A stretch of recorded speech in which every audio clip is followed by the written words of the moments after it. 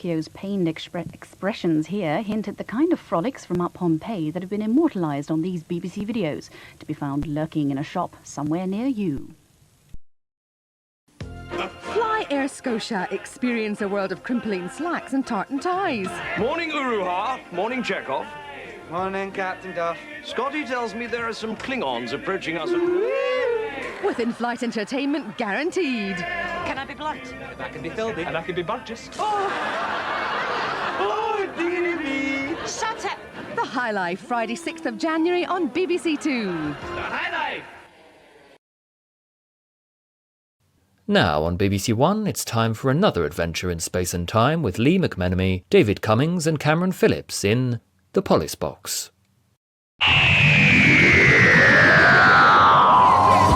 Quarantine session! What do you mean, oi? Mr. Quarantine session!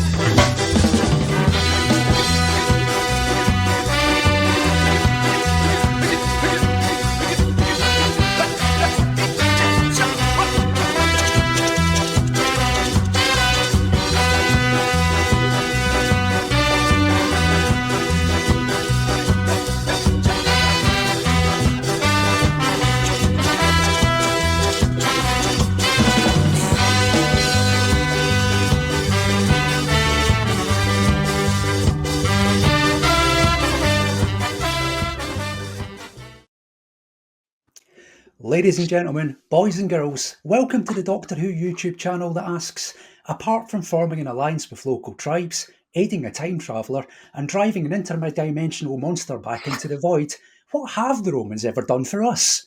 It's the Polis Box Live. Tonight we inch ever closer to the end of our trial of Series 10 of Doctor Who with the Eaters of Light going before the court. In this episode we find our time-travelling trio in Scotland in the 2nd century, investigating the disappearance of the Roman 9th Legion. After making a bet with the Doctor that she can find the missing Legion first, events take an unfortunate turn for Bill, finding herself under attack from all angles before eventually locating the last remaining members of the Legion in a hidden chamber in the woods, who are in the midst of attempting to escape to safety through a trapdoor in a cairn floor. Talking of which, I'm joined as ever tonight by two men who can identify with these plot elements. They too have taken a trip to Aberdeen, got absolutely slaughtered, stumbled off and woken up on a forest floor, only to find several burly Italian men attempting to access their hole. It's Cameron Phillips and David Cummings. Sweet Mother Mary of God. You try and find some comedy potential in the Roman 9th Legion. I've just gone straight for it. That's all I had. That's all I had. Can I just say, a mate of mine, I used to live in Aberdeen, but I studied at Aberdeen Uni, and a mate of mine went to a Scotland rugby game. I don't think it was against Italy, but let's say it was against Italy for the benefits of this podcast. And he got absolutely shit-faced. And I was at his flat with his flatmate, just like having a couple of drinks because it was like a Saturday night. And this fucking van pulls up outside the block of flats. And the two mates that took him to the rugby game just bundled him out of this van. And we had to like drag him up the stairs. So maybe he was bummed by it. So I get him on. Just send him a text message right now. Just send a message because you get bummed by Italians. Don't put anything else in there. No context. Yeah. Because back, yes. By an Italian man. We're not even 2 minutes in, pre-watershed. And here we are. YouTube, there is no watershed. Yeah, 8 o'clock's the new 9 o'clock, man. Yeah, well, all the kids say so. Well, now we've steeped you all in that filth. Welcome to the Polis Box Live. It's the Eaters of the Light tonight. You'll have noticed, eagerly amongst you, that we've been joined by yet another special guest to aid us through this trial. We're joined tonight by a man whose new podcast venture encourages guests to weed out the worst aspects of Doctor Who and invites them to rid fandom of their choices forever by casting them into the Timelash, condemning their picks to a watery grave in Loch Ness. In fact, due to the sheer number of episodes recorded, he's responsible for pumping enough shit into our rivers that he now finds himself top of Fergal Sharkey's hit list. From in the Timelash is a good pal, he's the one and only Mr. Mark Donaldson. Hello, thank you. Good evening. That's a lovely intro. Special guest, I mean, come on. Fucking Sorry. Turns Super up a Doctor Who sorry. podcast at the drop of a hat. It's not really even all that special, is it? It's a certain level of special, and we'll take it, Mark. Yeah. Hello, lovely to be here. Lovely to have you back. Because I missed my scheduled appearance for the Extremists one. That's true. So glad I didn't miss out on this series of the Polis Box. That's the sort of review we like. Okay. So before we get into events for this evening, let's do the usual and have a quick look at the series results so far. So far, we've had the return of Dr. Mysterio, which is found not guilty after a 50-50 vote. Fixed. Some say fixed. The pilot was next up. That was found not guilty by 75% to 25%. Smile was found guilty of crimes against Doctor Who by 62 to 38. Finice, 89% to 11 not guilty. Knock Knock, the last time Mark joined us, that was found not guilty by 72% to 28. You remember that one? I'm glad it made so much of an impression on you being in the Polis Box last time, Mark. I do so many of these fucking things. Well, after Mark's apparently unmemorable experience, Oxygen was next. That was found not guilty of 69% to 31. Extremist, which Mark couldn't even be arsed to turning up for. That was found not guilty. I don't know. That was found not guilty by 60 to 40. Pyramid at the End of the World was guilty by 67 to 33. Lie the Land guilty by 74 to 26. And last time round, Emperor Visit Mars, in the company of Fraser Gregory and Dave Rennie, was found not guilty of crimes against Doctor Who, 69% to 31, all of which meant that Cameron leads the series 7-3 with 3 trials remaining and is now series champion. Yay, go me. So what are we even doing here? I know, I just thought that. Trial, really, that's what this Here is. I am. I just do these podcasts for the exquisite company, When are they turning up? I don't know. I'm still you waiting. expected the guests that were supposed to be here. Who knows? Okay, then let's get this show on the road, shall we? Because that's the format. That's the format. That is indeed the format. It's time to go back once again to 2017, the rock and roll years. Will the defence rack up another victory, giving them something to crow about? Or will the prosecution win you over with their hand-picked submissions? Let's find out as we put Eaters of Light on trial.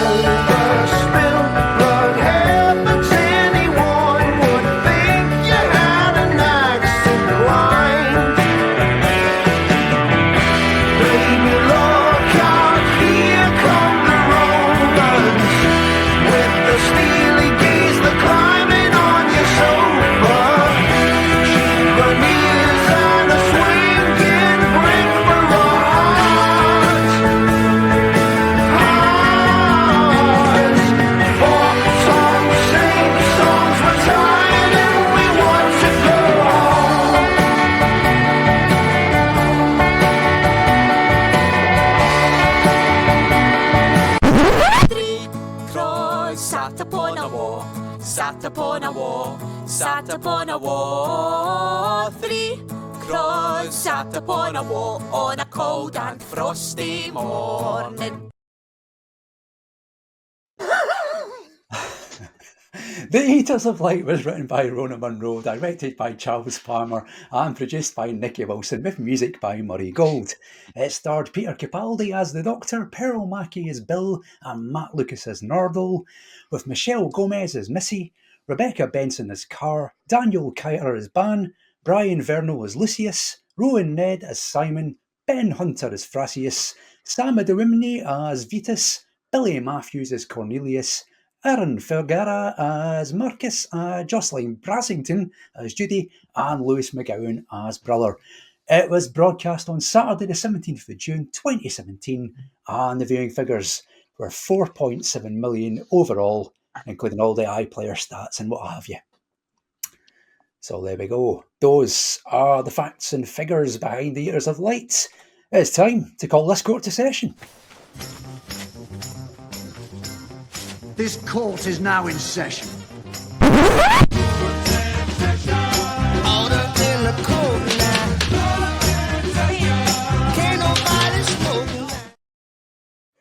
The trial of the Eaters of Light is now underway. Here's who's doing what tonight. Dave is going to be prosecuting the Eaters of Light, and Mark and Cam are going to be defending it. As is traditional, let's start with this. This is the law, chapter 1.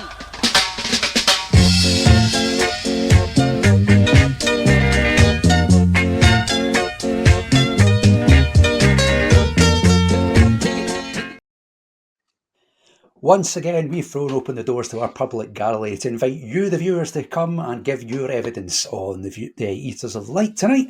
So let's get straight into it and find out what people are saying. First up is a man who's got plenty to say about the Eaters of Light because he thought he was going to be doing this episode rather than the last one. Yep. It's the one and only Mr. Fraser Gregory who says this. Feckin' love this story. Love the spooky underground setting that reminds me of the CBBC show Earthfasts when I was growing up. Love the Celtic mythology that's woven through it. Love the mini history lesson about the Ninth Legion. And I love how each character gets something decent to do. Especially Mrs. Ensign. But mostly I love Peter Capaldi, who steals every scene he's in. Rona Munro writes for him beautifully, and he takes each gift he's given and runs with it. It's a finely written story, finely realised, and I love, love, love it. With a wee craw at the end. I think he's undecided. I think he's on the fence. Just that's what I'm detecting off that. Possible living up to his title as champion of the damned there. Possible. Yeah, as we possible. Might find out in a minute or two. Some would argue that would be the case. Some would. A man, I don't know if whether he'd argue with that or for it, I don't know, but he was also on our last episode. It's one and only Mr. Dave Rennie who says this. Rather dull, this one. It is cool showing that the Romans didn't give a fig about things like sexuality, but somehow the modern world still does a lot. And Nardo suits the tea cosy, but that's about it. Forgettable. Guilty for me. Harsh. Yep. But very kind of harsh. fair. Is it though? You can't knock a tea cozy. No, but if that's the highlight of the story that Nardole wears a tea cozy, that's not a really big highlight. You don't get tea cozies anymore, really, do you, though? I don't know. I'm not an 87-year-old woman. This is it. It's also not a tea cozy, is it? It's just one of those kind of like really wanky woolly hats you buy in Fat Face and like all those kind of shops, isn't it? Right? Maybe. Other wanky hat stocks are available, you know. Yeah. In terms of balance, I have to say that. Of course. Of course. Because we are on BBC One.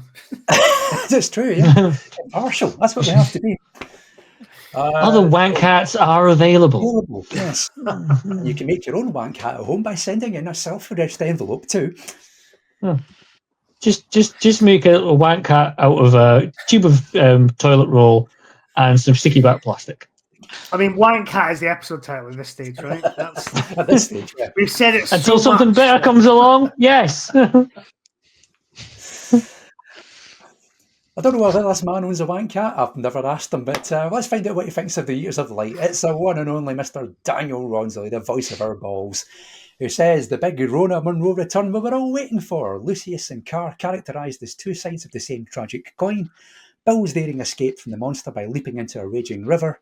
A flaming, torch-wielding doctor leading a kamikaze charge. Oh, sorry, that's the Target novel. Daniel goes on to say, if we're talking the TV version, I like Nardole going native, move your arse, Roman, and the popcorn escape, I guess. Yep. The Target novel is fucking brilliant, to be fair. I would but really we're not discussing that. I know, but I'm getting that out of the way now. I'm just saying. We could. I'll go and get a copy and read it. Just sit and read it. He's going to just read it. That's the whole stream. It's just going to be reading videos of like Target. Four men just sat there going, "Oh, hello, children." It's going to be like at school where we all have to take a passage, and then we'll just. Just have someone point and go, and you. I'm not having any of you taking my passage, thank you very much. I want all three of you cross-legged on the floor in front of me. I still get nightmares in my English class. We did that in my English class. I had to read Cider with Rosie, and there's a part of Cider with Rosie where a farmer just explodes in all these expletives because he catches them stealing apples. And my English teacher got me to read that out loud, and I'm there going, "You fucking bastards! I'll give you fucking hell!" in the middle of English Great class. assignment. Yeah, it's just like I'm looking at it going, "Am I allowed to do this?" Okay, in for a penny. And she just apparently went, "Oh, I knew you'd handle it fine. You wouldn't giggle." You I was like, "All right, great." To the text. My favourite memory of that sort of thing is we had a supply teacher one day, and one of the guys in my class was asked to read. I have no idea. I can't remember what book it was, but he read the passage as if he'd never seen words on a page before. And like he fucking stretched this thing out because everybody knew what he was doing, and it was basically like an endurance test of like who could break first. And unfortunately, I broke first, and the supply teacher came down on me like a ton of bricks. Going, how dare you laugh at this boy? He's trying his best. And I was like, he doesn't normally talk like that. It was that moment of being picked on and persecuted for no reason that made you the Doctor Who fan you are today. Welcome to the family, Mark. Another member of our Doctor Who family is the one and only Mr. Daniel Knight, who says this about the Years of Light. Car, blimey, this is dull. Wow. Again, harsh. Good pun, though. I'll give him that. Yeah. He's got that. Is that two puns? Because it's like Years of Light. It's dark. There's not much. He knows. Next up, it's our friend from away over that way by about 4,000 or so miles. It's the one and only Mr. Joe Llewellyn who says this. Good stuff with Bill and Missy. Like the Scottish setting. Should bloody well hope so, Joe. Capaldi was amazing as always. He knows how to butter us up, doesn't he? He does. He knows. The man knows. Whenever I see Joe's photo, because it's always like in that little Twitter circle, I always think he is dressed as a engineer from Star Trek: The Original Series, and he's just in like a little starship, running the engine room. Joe, if you're watching along with your lunch, if you can confirm or deny if you've ever been original series, Next Generation, just let us know. This is the time. Exactly.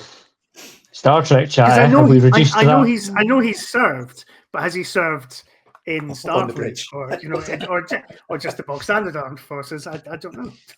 Just the bog standard. Oh the earthbound armed forces, I should say, not bog standard.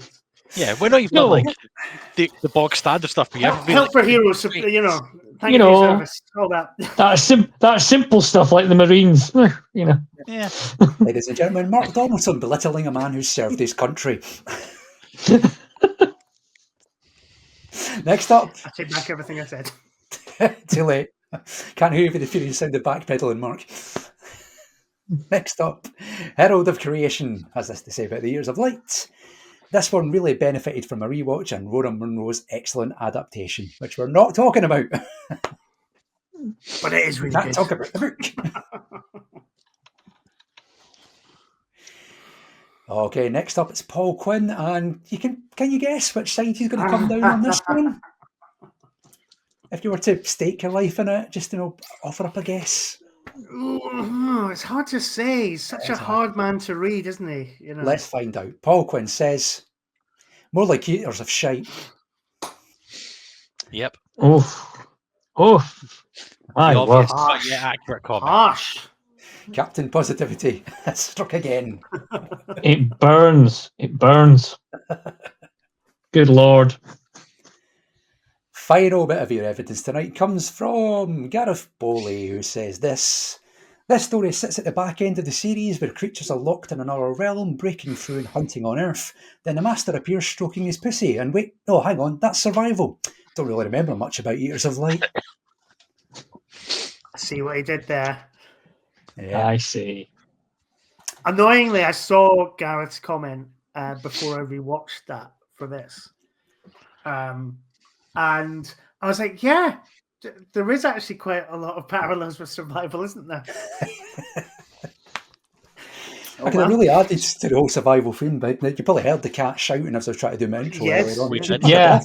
Could have hoisted up the black cat, show me, but no sense of timing, she's gone now. No idea. So there we go, parallels between survival and Eaters of Light. We could get into that throughout the course of this evening's trial. Before we start that, there is time to remind you of 2 bits of information.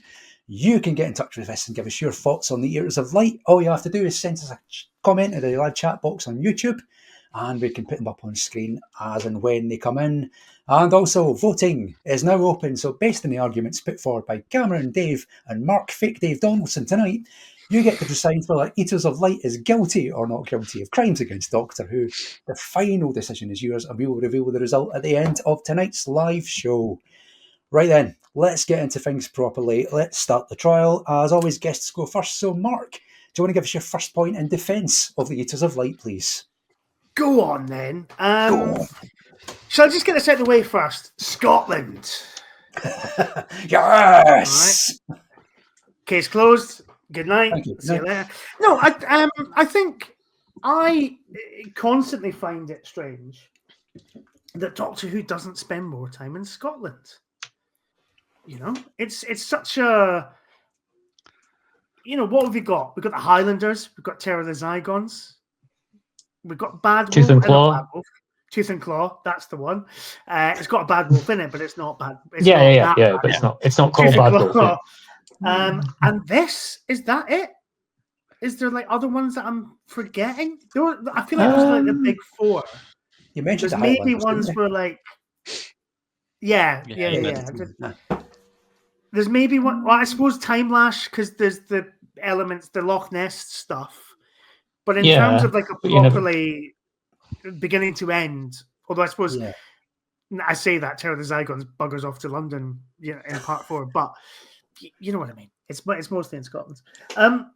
It's a country with such a rich heritage. It's its own completely different sort of folk history and sort of cultural footprint that it's so surprising to me that we don't get more Scottish-based Doctor Who stories. It's a bit of a bugbear of mine. I want the Cybermen teaming up with Burke and Hare. God damn it! Give me that story. You know? Oh, that would be absolutely glorious. You know, like Victorian Cybermen. Like, you know, give them like a proper kind of weird, you know, like half man. Oh, it'd be great. Yeah. You know? Set it all in the old Mary King's Close. You know. Yeah. All that kind of thing. Yeah. It'd be magic. But we don't get it. So I think it's great that Rona Munro, and at this point, Rona Munro is predominantly writing about Scottish history in her theatre work. So this comes, because I remember hearing Rona Munro was coming back to Doctor Who in 2000 when did we start on time last? 2014. So I think it was 2014, 2015. I heard she was coming back to Doctor Who. And it was just after she'd done the James plays. And somebody who had been to some like Scottish National Theatre party, who I was working with at the theatre that I worked at the time, came up to me like the next day after this party. And she's like, I was at this party the other night. And the director of the Scottish National Theatre told me that Rona Munro's coming back to Doctor Who. I was just like, what? Amazing, you know? And then obviously we wait 2 years and this is what we get. Now, whether or not that lives up to that hype, we can discuss. But in terms of how it shifts from her sensibilities as a writer, so like in Survival, it's all about contemporary Britain, which if I remember rightly, I wouldn't say I was a sort of dyed-in-the-wool Rona Munro expert, but I've seen a lot of her plays. But if I remember rightly, she's a lot more interested in kind of contemporary Britain at the time of Survival. Now she's predominantly writing all the plays about the Scottish kings. So she's looking at Scottish history.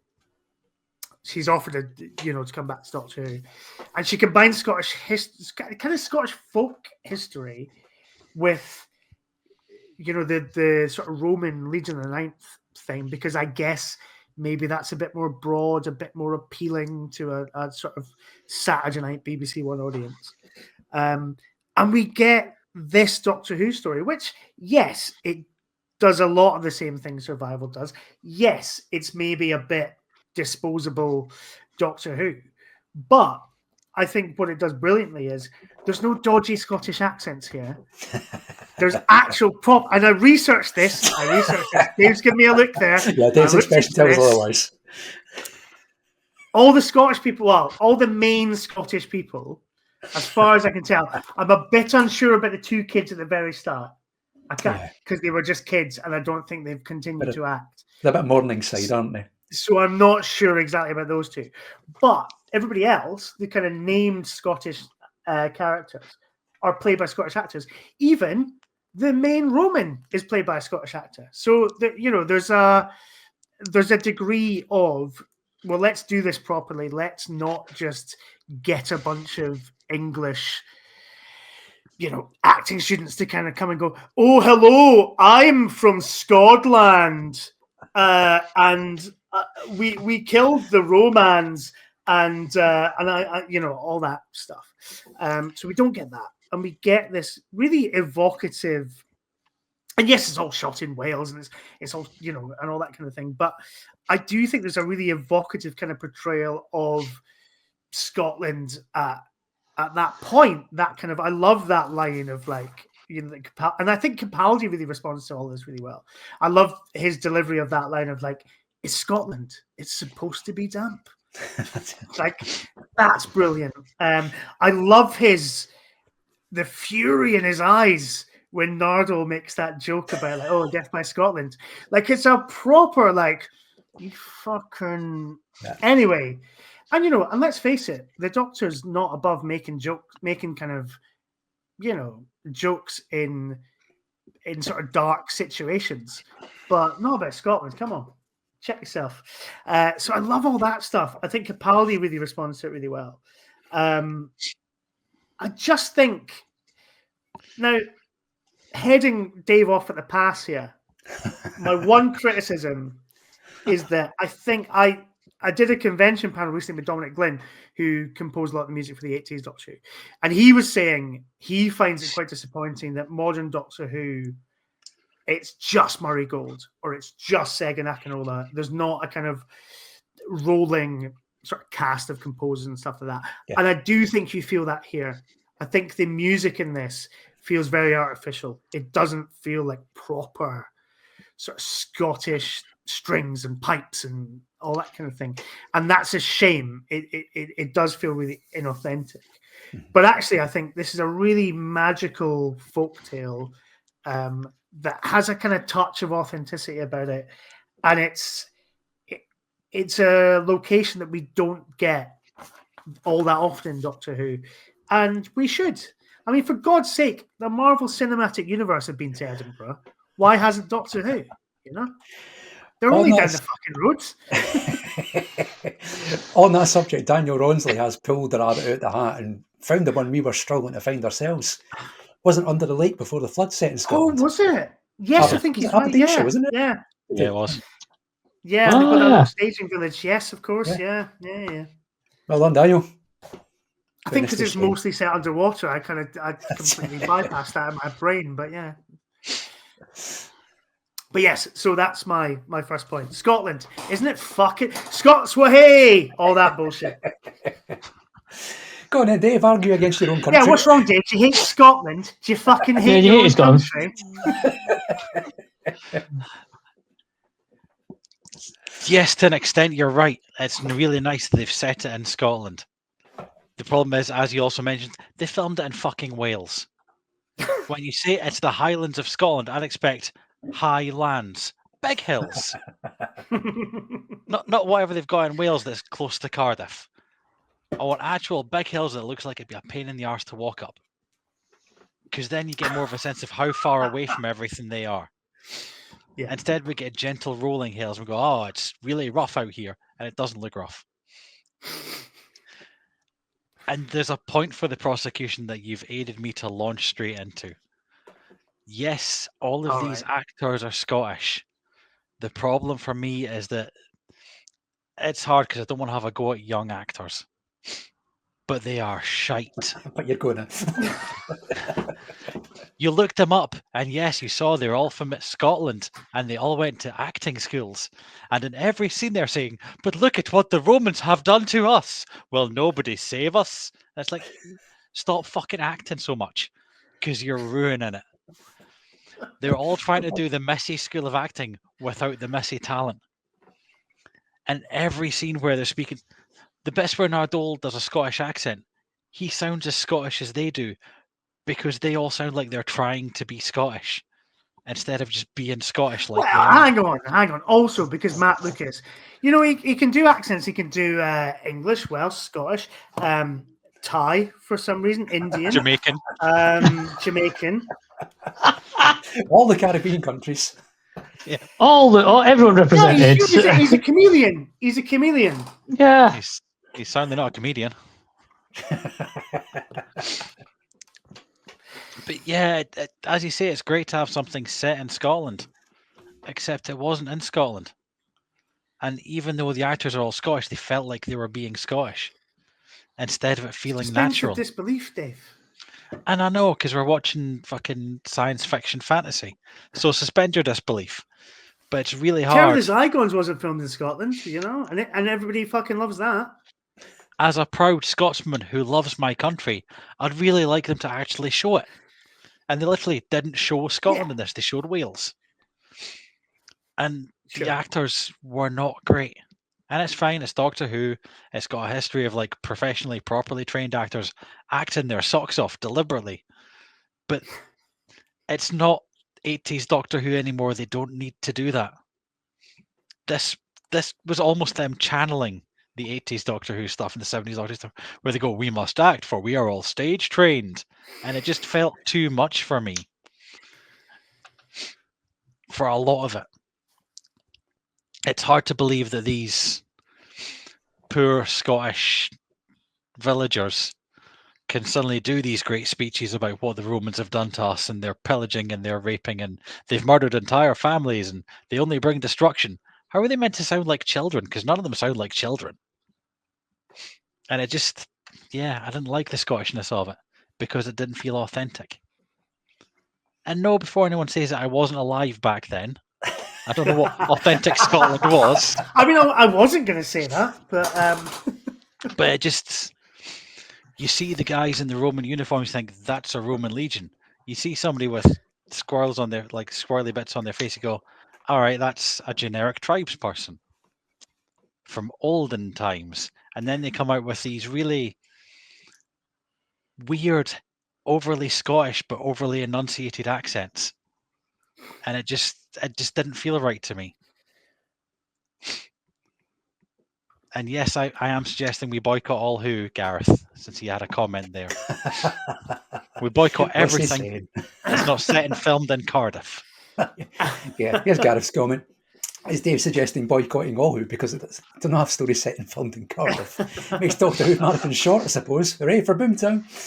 73 yards. I suppose you can have 73 yards for a bit, then you have to turn it off when she gets back to London. I'd happily shut off 73 yards quite quickly. So yeah, that's good. And I know that they couldn't say, for example, film on Mars, set on Mars, because that's too difficult. But it's fucking Scotland. It is just roads. Stick the costumes in a van, drive for 4 hours, you're here. It's not that hard. It is though. When you're making 10 movies a fucking year, I do get why you go, well, should we not transfer the whole production up the road to Scotland? I do get it. I don't necessarily agree with it, but I do get it. I don't mind it so much. Some advice for budding producers and filmmakers from Dave there. Filming in Mars, it's a bit difficult. It is. Yeah. That's potential episode title. There we go. That's why The Martian was so expensive to make. It's really fucking difficult. Yeah, Takes years to get an actor up there, years to get them back. Yep. Christ. The crew that filmed Prometheus are still making their way back now. Yep. Good God. What about you, Cam? Got anything to say about the Scottishness or lack thereof of Eaters of Light? I personally was a small, tiny bit disappointed, I'll admit, with the kids at the start, because I thought with the way they were talking, it was a loving tribute to 1980s Scottish tea time favourite, The Family Ness, which sadly didn't come to pass. A little reference to the teenagers there. Yes. I was all ready for singing the theme tune, and yeah. But anyway, How did the theme tune go? No, let's not get sidetracked. Lee, play a little music package at the break. So I do remember when Macduff blows on his bagpipes, all the notes go floating across the glen. Yeah. Anyway, we got him in trouble in the first place. Yes. No, I'm in agreement with Mark. It's refreshing to see Scotland put forefront in a Doctor Who story. That's not so much, the usual thing you get of, Tom Baker dressing up in like a See You Jimmy hat in Terror of the Zygons.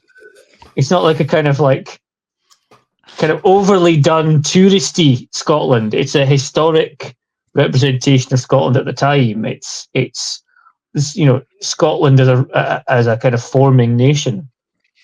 That's what I liked about this. So yeah, Mark's right. There's a lot to be said about the Scottishness of Eaters of Light, and that is certainly a tick in the positive column. Okay, ticking the column there. Right then, Dave, do you want to give us your first point for the prosecution of Eaters of Light, please? The ending of this is fucking stupid. That's it. And I don't mean the almost post-credit scene with Missy. That's beautifully done and beautifully shot and beautifully acted. Thank you. I mean the Doctor saying he's going to throw himself into this hole to hold back the alien beasties. Because when you come right down to it, this is an interdimensional rift that only opens when it's hit by sunlight. Just build a wall in front of it. It won't get hit by sunlight. It won't fucking open. What about when people knock it down? Or if the Doctor wants have you to be seen the all Doctor, those broken down cairns and then it's gonna happen, isn't it? but why not have the Doctor do some sciencey doctoriness with this glass that poisons the light and put something made of that glass in front of the thing? It'd be a nice monument to the people that died there. Nobody would have to die. It'd be very science fiction-y doctory. You'd still get the same resolution, but it wouldn't be fucking children dying just because that's what their parents did. That's what you get, though. The thing does become a monument. They just roll a stone over it. That's basically what happens at the end. But will that stone not eventually break down? Like you said, the cairn would fall down if you build a wall in front. It probably will. But the whole thing is like, in years. Yeah. It's an existing cairn that they just use as a thing, and so it does kind of. You were saying, build a fucking house around it, or whatever. It was an existing cairn that they just kind of leave alone. Block it up. Block it up with some science. Cairn? It's going to sound like Trump now. You just said with a big fucking rock. Get up. But also with the special glass, which is just useless. Use this glass, it poisons the light, it stops them. Oh, that's interesting. Shall we use that again? Nah, fucking throw it away. Like, it just felt wrong to me that the Doctor... How are you going to fight? The thing's a fucking massive dragon, right? You honestly think you can beat that down with a magnifying glass? It's not going to happen, is it? If you've got more than one. Sure. If you've got at least 8, then you're fine. But yeah, it just felt it felt very non-Doctor Who ending for me, that all of these people were able and willing to sacrifice themselves, and there's probably other ways the Doctor could have stopped them having to do that, and he just didn't. He threatens to go in himself, and then they decide to go in instead, and he goes, fair enough. No, but it's like... Yeah, he's got spears at his neck, and they're holding him, and surely at that point he could have come up with a different plan that doesn't involve mass suicide. Is it suicide? But it's not. It's the classic Doctor Who thing, though, of we'll forget Carr and the couple of picks that go in with them. Oh, but we can't forget Carr, because the crows will remind us forever. No, but let's just for a second forget that. I think the reason the Doctor goes, "Oh, okay, fine," is because that then explains the Legion of the Ninth, because the rest of them went off to sort of fight this heroic battle throughout all eternity, fighting the locusts. So it's that classic Doctor Who thing of going, oh, well, here's the sci-fi explanation for the mystery, and there's just a couple of picks that they throw in for the sake of it. And she's the one that gets all the publicity. Typical bloody woman. Yeah. What do you mean? Everybody's going, oh, the Legion of the Ninth, whatever happened to the Legion of the Ninth? There's that Channing Tatum film. There's that Noel Clarke film, although we don't really talk about him anymore. But there's a bunch of films about the Legion of the Ninth, you know? But there's also just under 5,000 bodies. Well, yeah. But they fade away, don't they? So there's 5,000 dead with all of their uniforms and armor lying in a field. Yeah, but they're like, they get turned into like kind of leather, don't they? Their clothes and armor are still there. You're telling me that wouldn't just end up nicked and spread all over Scotland? It'd be sent in cash converters now. So there'd be all this evidence of the Ninth Legion spread around that area of Scotland. Sure. Are you trying to suggest they build a cairn but then make it a cash converters? Yes, I am. Yeah. Cash converters. Does that work? Does that work? Cash converters? I don't know. I'm reaching. But I'm about to start the campaign to call this episode "Cairn in the Community." So there you go. I'm closing the book. That's it. No matter what else we come up with tonight, that's right at the top of the list. That's good. There we go. But yeah, okay.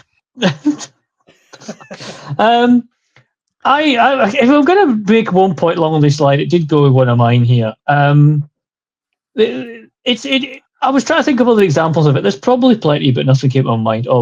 This is an example of the Doctor trying to be the hero and try to be like, I'll sacrifice this to resolve, this situation to save all of mankind. And he's physically prevented from doing so by those around him. And they take his place instead. You know what I mean? It would have been very, very easy to have like the Doctor do the whole thing and end it that way, but obviously it would have affected probably the rest of the series. And have a kind of like hell-bent style, he's stuck in some alternative dimension, being chased by dragon things that eat light and wander around in the dark kind of thing. But I felt that was this story does a lot of interesting things and a lot of things slightly differently, and that's one of them for me, is that the fact it prevents the Doctor from just having this heroic outcome, because the Doctor kind of has to relearn that it's sometimes better to just let the people in that actual situation take control of it. It also ties into the themes of the finale as well. It is this idea that, when we get to the Doctor Falls, he's fucking knackered. And his whole speech is about how he's always going to be the guy making the last stand. He's always going to be the guy that is sort of trying to just do the best he can. And if he dies, and if a bunch of people die, at least maybe he saves some people.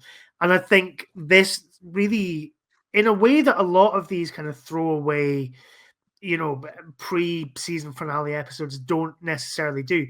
I feel this really ties into that theme because it's the Doctor kind of willing to sacrifice himself and go, look, you don't have to have this fight. But then Bill, the Picts, the Romans all say, mate, it's not your fight to have. This is our thing, and we're going to do this, and you're off the hook. But Capaldi plays it beautifully. There's no line, there's no dialogue, there's no nothing. It's all in the face. And it's that heartbreak. He's sending these kids to die. He's not doing it because he can't be arsed fighting against some spears. It's because he understands that it's not his place to do that. And I think that ties into the finale, that kind of idea that by the time he is sort of taken back to the TARDIS by Bill and the lesbian puddle, I can never forget her name, that he's done. He's done. He's sick of seeing people die. He's sick of these lost causes and all that kind of thing. It ties into that.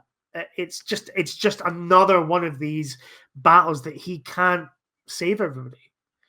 That is going to ultimately feed to his kind of thing of like, what's the fucking point anymore? I'm just constantly, trying to save the day, and it doesn't always work, and people are always going to die.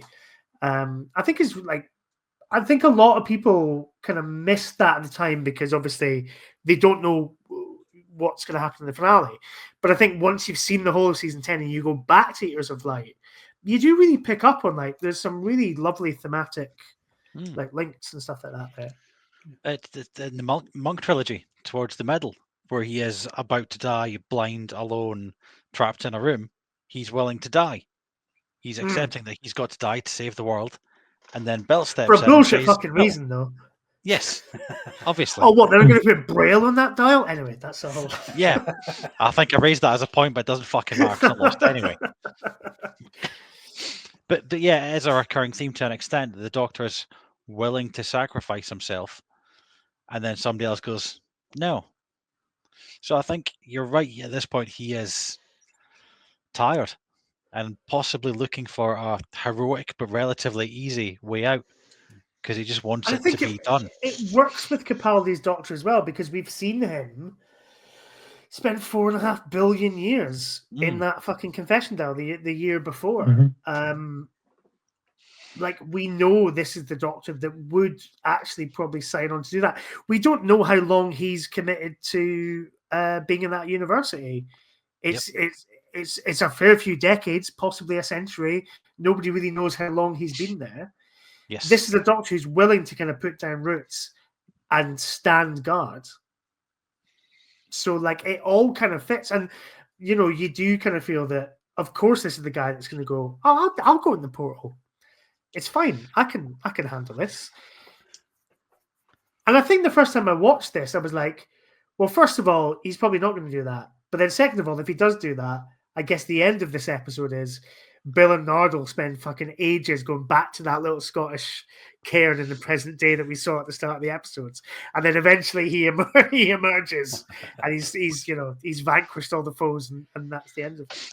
But I think the ending that we get is a much more poetic and powerful ending. Yes, because instead it's the humans sacrificing What's themselves. that? Sorry, what's that prosecution? Yes. Thank you. I'm sorry for partially agreeing with a point.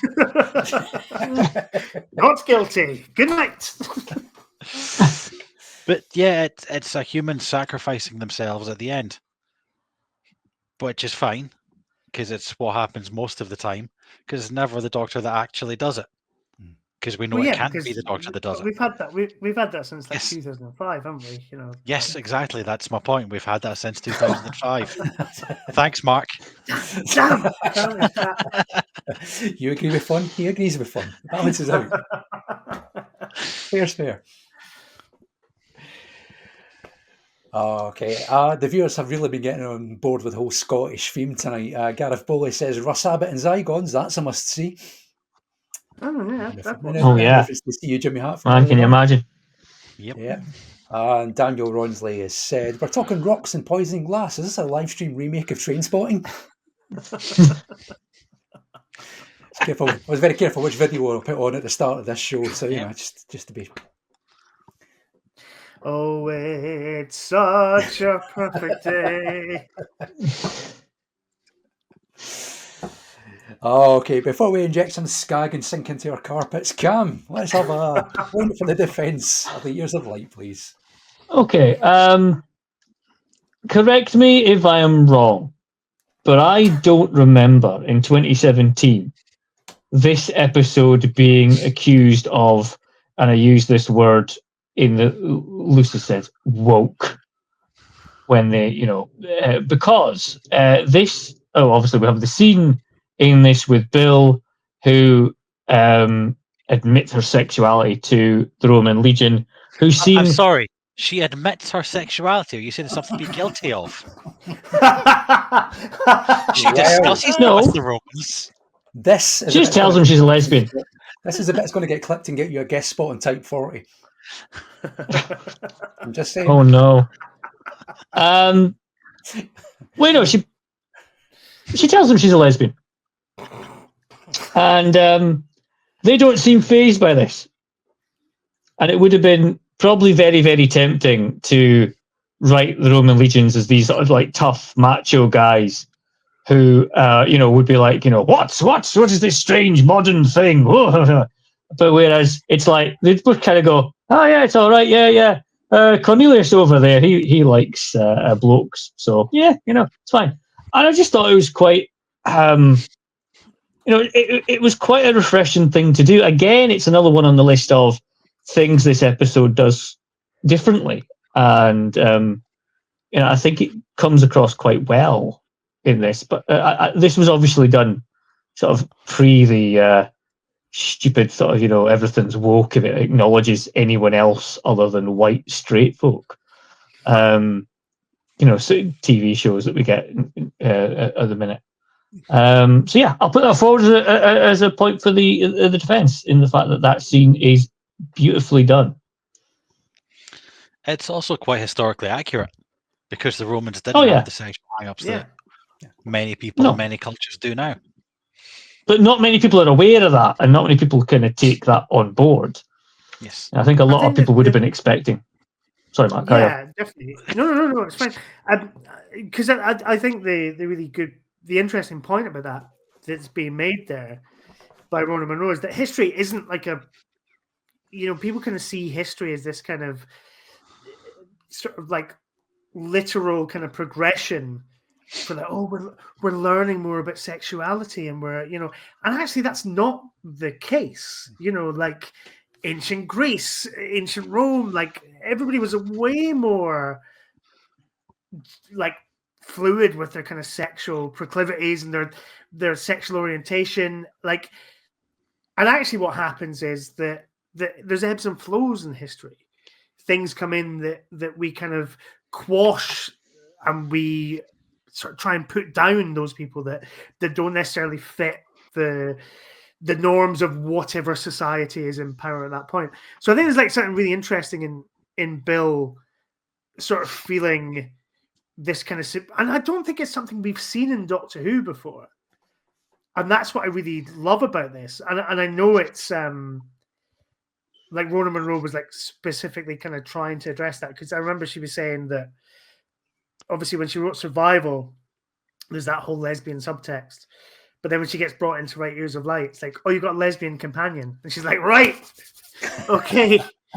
And that's the point she's trying to make, is that, Bill comes into this thinking that she's incredibly progressive and that, the modern world has this, we're finally more accepting. But the point is that, well, actually, no, if you look through history, there's a loads of times where people are more accepting of other sexual identities. And actually what's happened is that a bunch of cunts have come in at various points and have then suppressed that sexual openness and diversity. So yeah, it's just a really interesting thing that I don't think we've seen at all in Doctor Who, in terms of like how we approach history and stuff like that. In terms of how we approach history, not necessarily. in terms of sexual openness, we have to really mention Captain Jack, don't we? Yeah, but he's from the future. He goes back in time. Yes, but he's shown that humanity at different stages has different beliefs and views on sexuality. Because he says in the future, it's all normal. It's all whoever you love is what matters. Yeah. But then So we that's have still been like a in kind of Doctor idea Who of like a before. progression. Yes. Whereas, the Romans in this are like, oh no, we've always been like that. It's just, Yes, they are. And it's nice. And I think part of the reason that it doesn't feel necessarily realistic to an extent is because, as you say, we've always been shown the Romans as the Romans that River Song gets to meet, who are all strong and manly and straight. Apart from Rory. Yes. I think he's straight. I think Rory is. Yeah. Yeah. But yeah, the history books we grew up with, the Romans were these strong, manly soldiers who explored our country and were very polite and nice to everyone. And I'll launch into another point for the prosecution here anyway. The problem with that is, Cameron mentioned wokeness. This is an invading army. You're listening to Type 40. But you've got this invading army that is raping, murdering, pillaging its way through a foreign country, destroying every trace of the previous civilization. And by the end of it, that is completely whitewashed, and they're just good guys that happen to love each other. I think that I know what you're saying, and I think that is a complicated element of it. But I think what it tries to do is that it sort of goes, well, these are kids. The guys that are left behind, this is maybe their first time out, and they've not got to all the raping and pillaging because they all got killed by the dragon thing. So, and because all that terrible influence has been removed, they can be a bit more, nice. They're the good guys again. Yeah, I know it's a bit fucking flimsy, and you're absolutely right. It's a kind of complicated thing, but I think it just about gets away with it. Yes, just about maybe, but it is. Because obviously we're talking about imperialism when we did Empress of Mars. And in this, it's also imperialism, but they kind of turned the imperialists into the good guys at the end. Whereas Empress of Mars, they didn't even bother trying to change them. We're just imperialist lunatic soldiers. Whereas this, it was a nice young bunch of Roman lads just out for the weekend, got separated from their mates, and decided to help out. And it's like, no, the Romans were not good people. The Romans, a great bunch of lads. And that's what this ends up as, which is a bit troublesome almost. Like it's almost whitewashing the history of what the Romans actually did. And I know they did lots for us. We've all seen the sketch. But they also did a lot of bad things. Well, there's the great gag. There's the great gag in this where Capaldi's like, "Yeah, but the indoor toilets are great, though, right?" Yes. Well, he would know he was a Vestal Virgin second class. Well, indeed. In Pompeii, probably.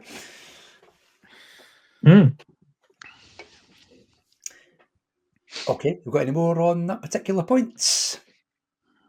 Nope. I think I'm done. Okay.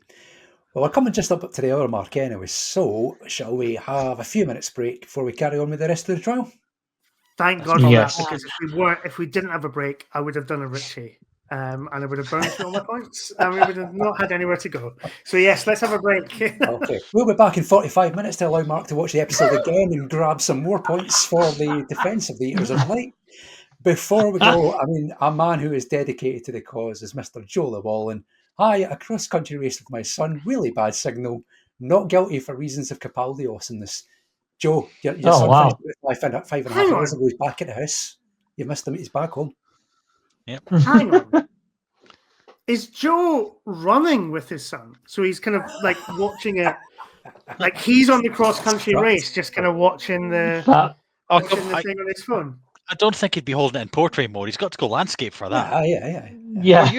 No, that's more hassle, isn't it? For I don't know. Depends how big his fans are. Yeah. You can probably grab it in one. Don't, Steve. Yeah, I'll That's a fit man in who'll one track hand. you down. He'll fuck you up, man. And on that Oh, note, yeah, on that note, let's go to our half-time break. We'll be back in a few minutes' time to continue the trials of Universal of Light. We'll see you in a few minutes' time.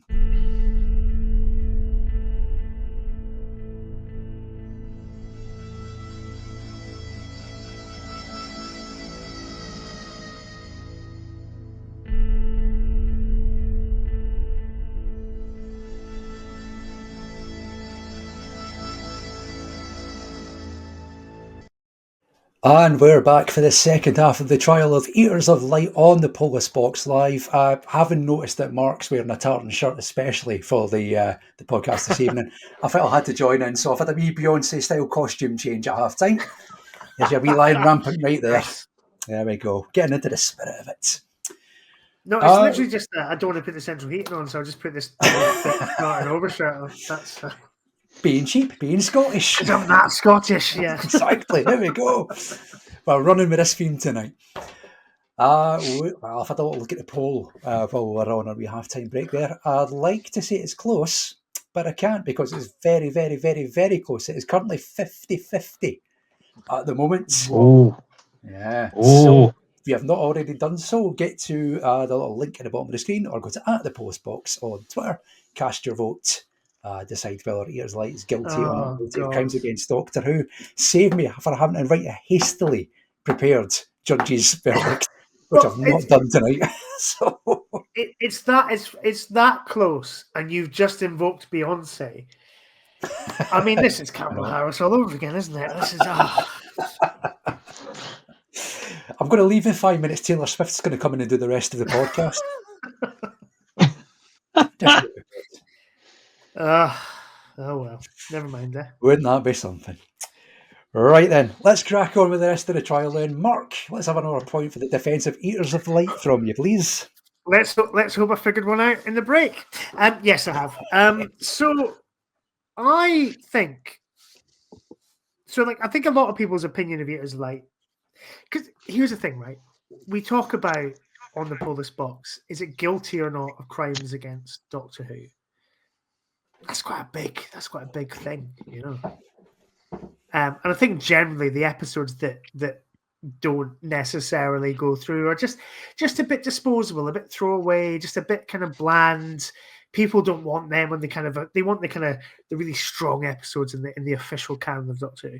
But actually, I think this does something really, really interesting with the TARDIS and the telepathic circuits. All right, now. First of all, we have the whole gag where it takes 10 episodes for Bill to realise that everybody's speaking English because of some TARDIS doctorish mumbo jumbo, which should be fucking ridiculous, but actually works really well. And it's kind of a comment on because largely she's either been on kind of Earth in the future or kind of in Britain or in space. She just has this kind of unconscious bias. We're like, well, of course everybody speaks English, right? Because it's the future and everybody will have learned English. And then she's thrown back in time. She meets some Romans and she can't understand how they can understand her and she can understand them. And that's really funny and it's a good gag. But actually it builds to this quite brilliant moment halfway, well, not even half, 2/3 of the way through the episode, where they're all back together. So the Doctor, Bill, Nardole, the Picts, the Romans, and they can all understand each other. And there's that thing of like, and what do we all sound like?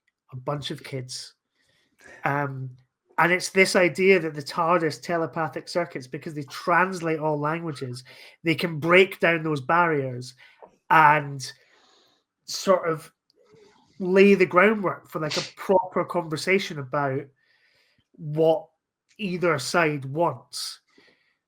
And so that's a really lovely kind of retooling of kind of like how Doctor Who works. You know, it's not just the Doctor rocking into town and being like, all right, I'm the guy that's going to fucking tell you how to live your life. It's actually the Doctor and the TARDIS providing everybody the conduit to kind of have those conversations. It's very subtly done, but I think it really adds like a lot of depth to kind of Doctor Who going forward. So yeah, that is my thing. The TARDIS telepathic circuits and what a wonderful innovation that actually is. You know the obvious problem with it though, don't you? Because you've thought of this. Yeah, no, but you tell me though what it is though. Just Okay, so in this incarnation, the listeners won't know, will they? So you better tell me. I'll explain it for them because that's the part. I'll explain it to them because you already know. So, yeah. Thank you. Missy, Scottish accent, Time Lord. The Doctor, Scottish accent, Time Lord. Nardole, robot, Middle English accent. The Scottish people speaking Scots or whatever variant they're speaking at the time, Scottish accent. The Romans, Middle English accent. Yes, no. Before you Not Italian, before you not go a any single further Italian on that accent one, in there. that is a trope though. Because did you see the whole thing when they released the trailer for Gladiator 2? And you had all these cunts on Twitter going, why is Denzel Washington delivering those lines in a fucking New York accent or whatever it was? And it's like, well, why not? Why are all the Romans speaking in RP? Like, what does it fucking matter? You know? As we all know, Romans just sound like Frankie Howard. Yes, they sound like It's beautiful. Frankie Howard of course, or Derek yeah. Jacobi in I, Claudius. That's your Yeah, two. That's your two modes of Romans on screen. At no point during the original Gladiator movie did Joaquin Phoenix go, "Titter ye not." I would have been a But I better think film if he had. I'll tell you that. It would have been, yeah, exactly. Oh no! Imagine if he just pops up and starts a prologue. I'm just thinking the Gladiator, and I feel like Russell Crowe now is way more Frankie Howard than Joaquin Phoenix. There's just a kind of slightly boozy, slightly kind of just like Russell Crowe. Like I can see him more as the Frankie Howard figure than Joaquin Phoenix, but I don't know. I think his portrayal of Zeus in Thor: Love and Thunder is probably where's playing like Hawk from the League of Gentlemen. Yeah. It's just that my son, my only son. I'm Zeus, the god of thunder. The god of all gods. You may remember me from Bandito movies. There are only 5 Maverick bars. All of this coming soon in Gladiator 3 up the forum.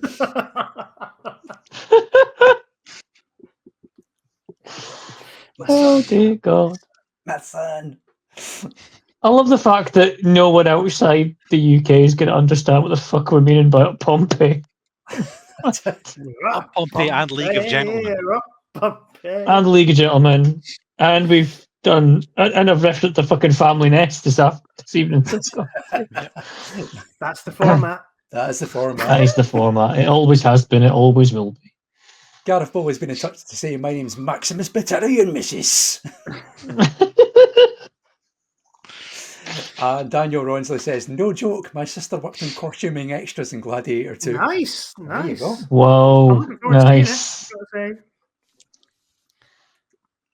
Next time you're on, Daniel, bring your sister on as well. We'll get all the stuff in Gladiator 2. All the gossip. All the gossip. That's what I was reaching for. It just wasn't there. All the stuff. All the stuff. I want your sister for all the stuff. No, this will be the bit we're clipping, McMenemy. This will be the bit we're clipping. And then I can say something racist, and then... And Dan Handy like, oh, bravo. So brave that somebody's finally said what we're all thinking. Yeah, he says what we're all thinking. Yeah. What, really? Oh God, I think I've cursed things with that Trump video. You know, it's just good to know that some people can still have a laugh. You know. I know that's not how Dan Hadley sounds, but it is in my head. It is now. How Dan Hadley sounds. Oh, okay. Let's move on to the next point then. Where are we going next? It's Dave. Let's have Is it me again, is it? It is you again, because that's how it works.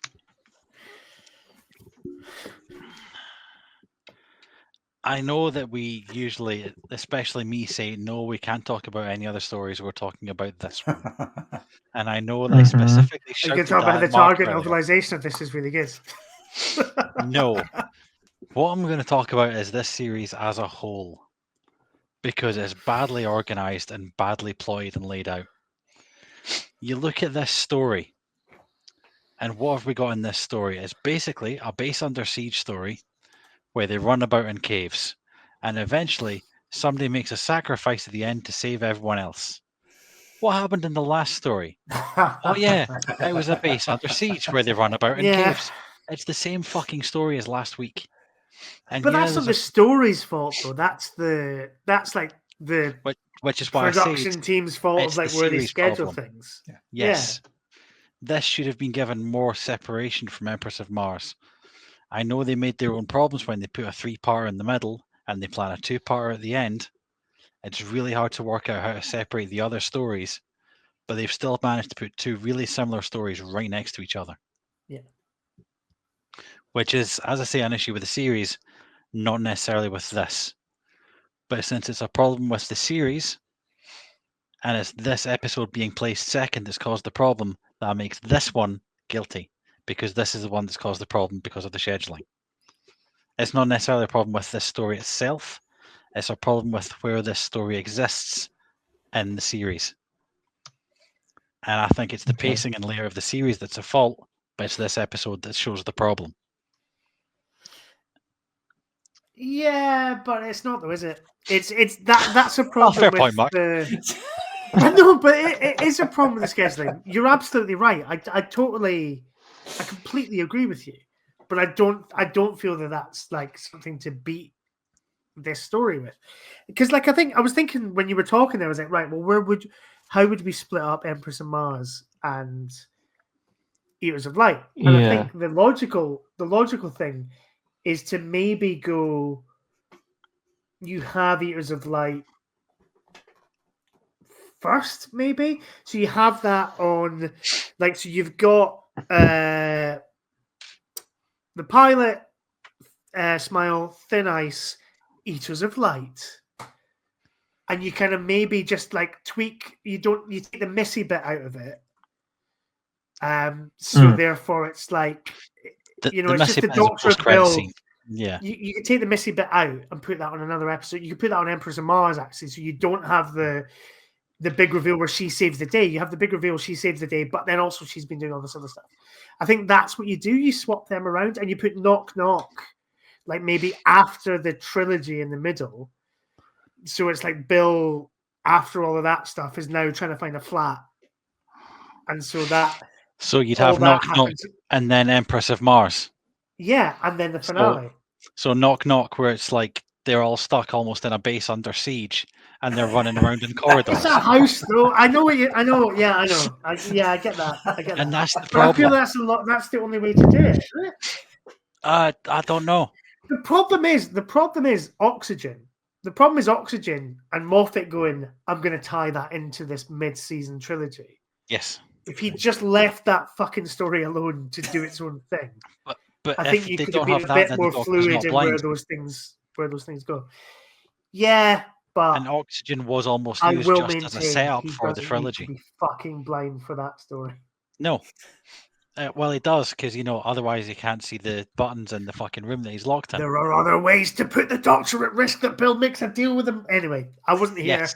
I wasn't here for that, and I'm not going to relitigate it. Yeah, we missed the boat on that argument. It's been and gone. It's been and gone. We're done. It's fine. But yeah, it feels like this is too similar to the episode before it. And admittedly, it's similar to Knock Knock, and it's similar to all the.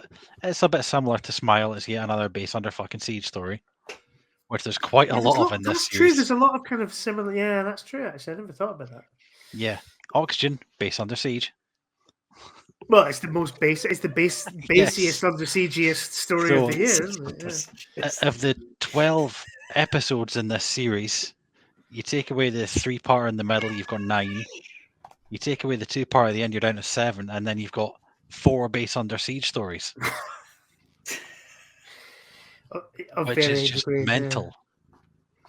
And I think at this point, I'm just getting tired of the Doctor getting chased by a monster through corridors, because that's what all of it's been. And especially when you get 2 in a row, it's really difficult, because we always try and get points that prosecute and defend are different from the episodes we've just done in this series. But it's really hard when it's this similar to the one that went before it. Sure. Because it's hard to find something new and different to say, oh, look, the Doctor ran away and it felt like every corridor was the same, because I said that last time. And it just feels the same. And that's one of the problems with this story. It's not the story itself, it's the way it's been placed in the season. Because the season has become over-reliant on the standard tropes, because they were focusing on either the big reveal at the end or the 3-parter in the middle. And it's a shame, because it's an interesting enough story.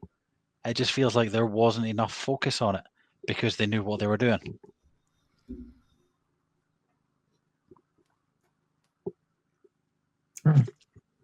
Okay. I don't think it's. I mean, I know in this show we're going to be looking at like this story in isolation, and I mean, if we were doing the entire series in one night, God forbid, then don't tempt we me. would. I'm not. I'm trying. I was going to say I'm trying not to give Lee any ideas. I did that on Strictly Come Dancing recently. It took 5.5 hours. Really? Wow. You got George's Cross afterwards.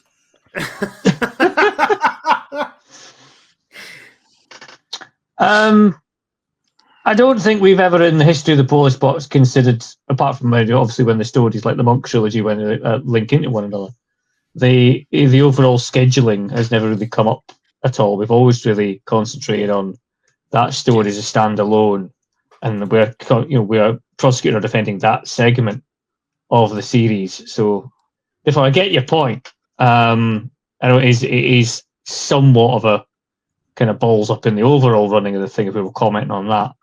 But I don't think we can really bring either side of this into the courtroom this evening to prosecute an individual story on its surroundings.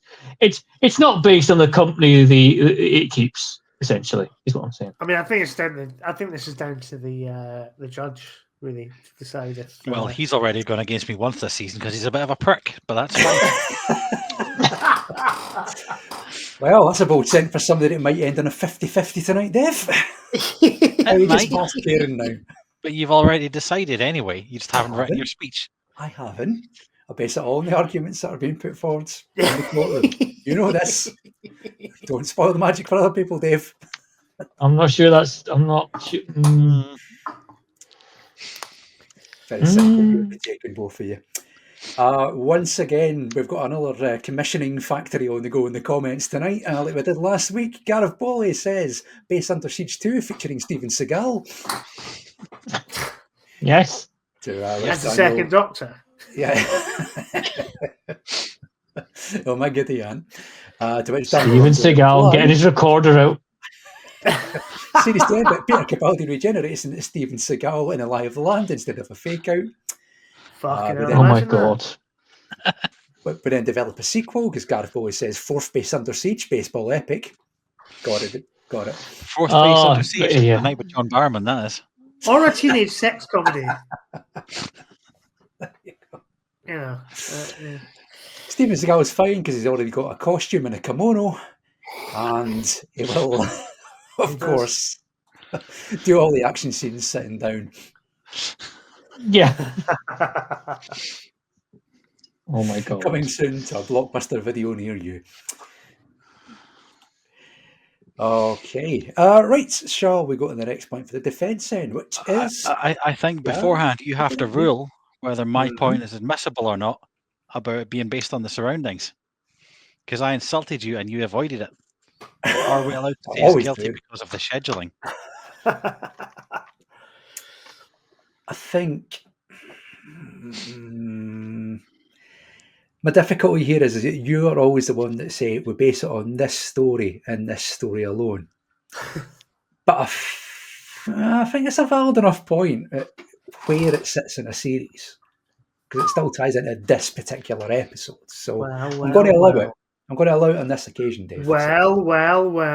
The floodgates have opened.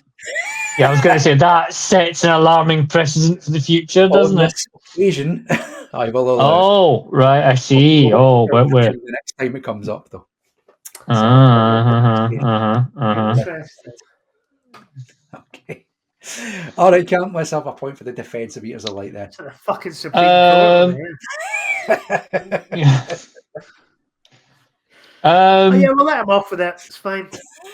Yeah, you can do what you want. It's all grand, it's all fucking. We're going to have to talk about the end section, aren't we, with Missy and the Doctor? We're going to have to talk about that.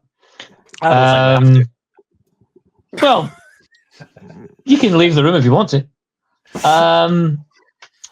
But I think, and I've mentioned it before, if we're going to be allowed to talk about the whole series as a whole. I know, that's not what I said. That is not what I said. Do not twist the judge's words, Cameron Phillips. I'm not. How am I twisting the judge's word? You just said, oh, we're allowed to talk about the whole season as a whole. No, so off we go. No, that is not what I said. Let the tape show. I think, actually, Cameron, what Lee said was on this occasion. He said on this occasion. And but I'm taking occasion as this show. They'd like what we're doing now. On this occasion meant Dave's point, and Dave's point did tie into the episode we're talking about. That sounds like special treatment. Shut it, you. don't hoist up the I rope. love how Dave, yeah. I was going to say, Dave gets a fucking ruling in his favour, and he's just needling. Fine. Do what the fuck he's want. Never happy, is he? All orders at the window. Go hog wild. Talk about Series 8 if you want to. See how far that I'm gets glad you you've today. said that. Has anybody ever seen the William Hartnell serial, The Romans? Now,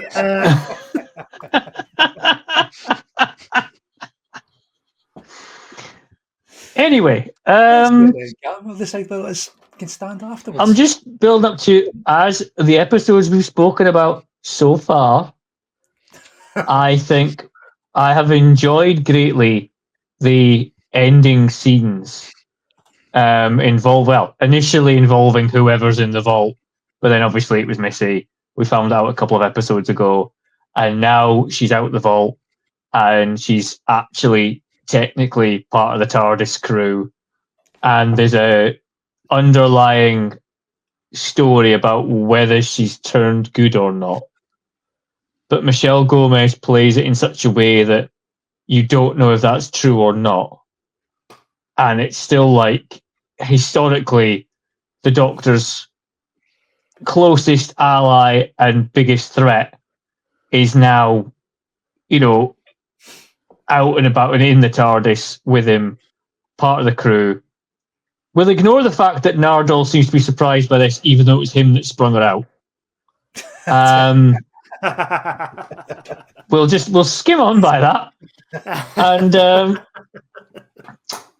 and say that it emphasizes the chemistry that Peter Capaldi and Michelle Gomez have, and it's properly, to my mind, how to do a season-long reveal, because it's not like the RTD method that we get now of, oh, here's this person, they're going to say some creepy weird shit, it'll all make sense later on.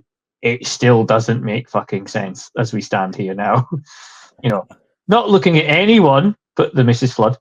But this is a well done thread that runs throughout the entire season for me, because this is we the mystery of who's in the vault. We know who's in the vault, and gradually she's come out of the vault, she's helped them, and now she's part of the TARDIS crew for the finale. And there's a lot to be said about the part. This episode in particular has the part where they have more screen time together, Capaldi and Gomez, and it just fucking works. It's absolutely amazing. Loved it. I'll shut up now. It does work. You're right. They're both great actors. The problem I would have with it is that it always feels like end credit scenes. They don't feel like they're part of the story. It's always.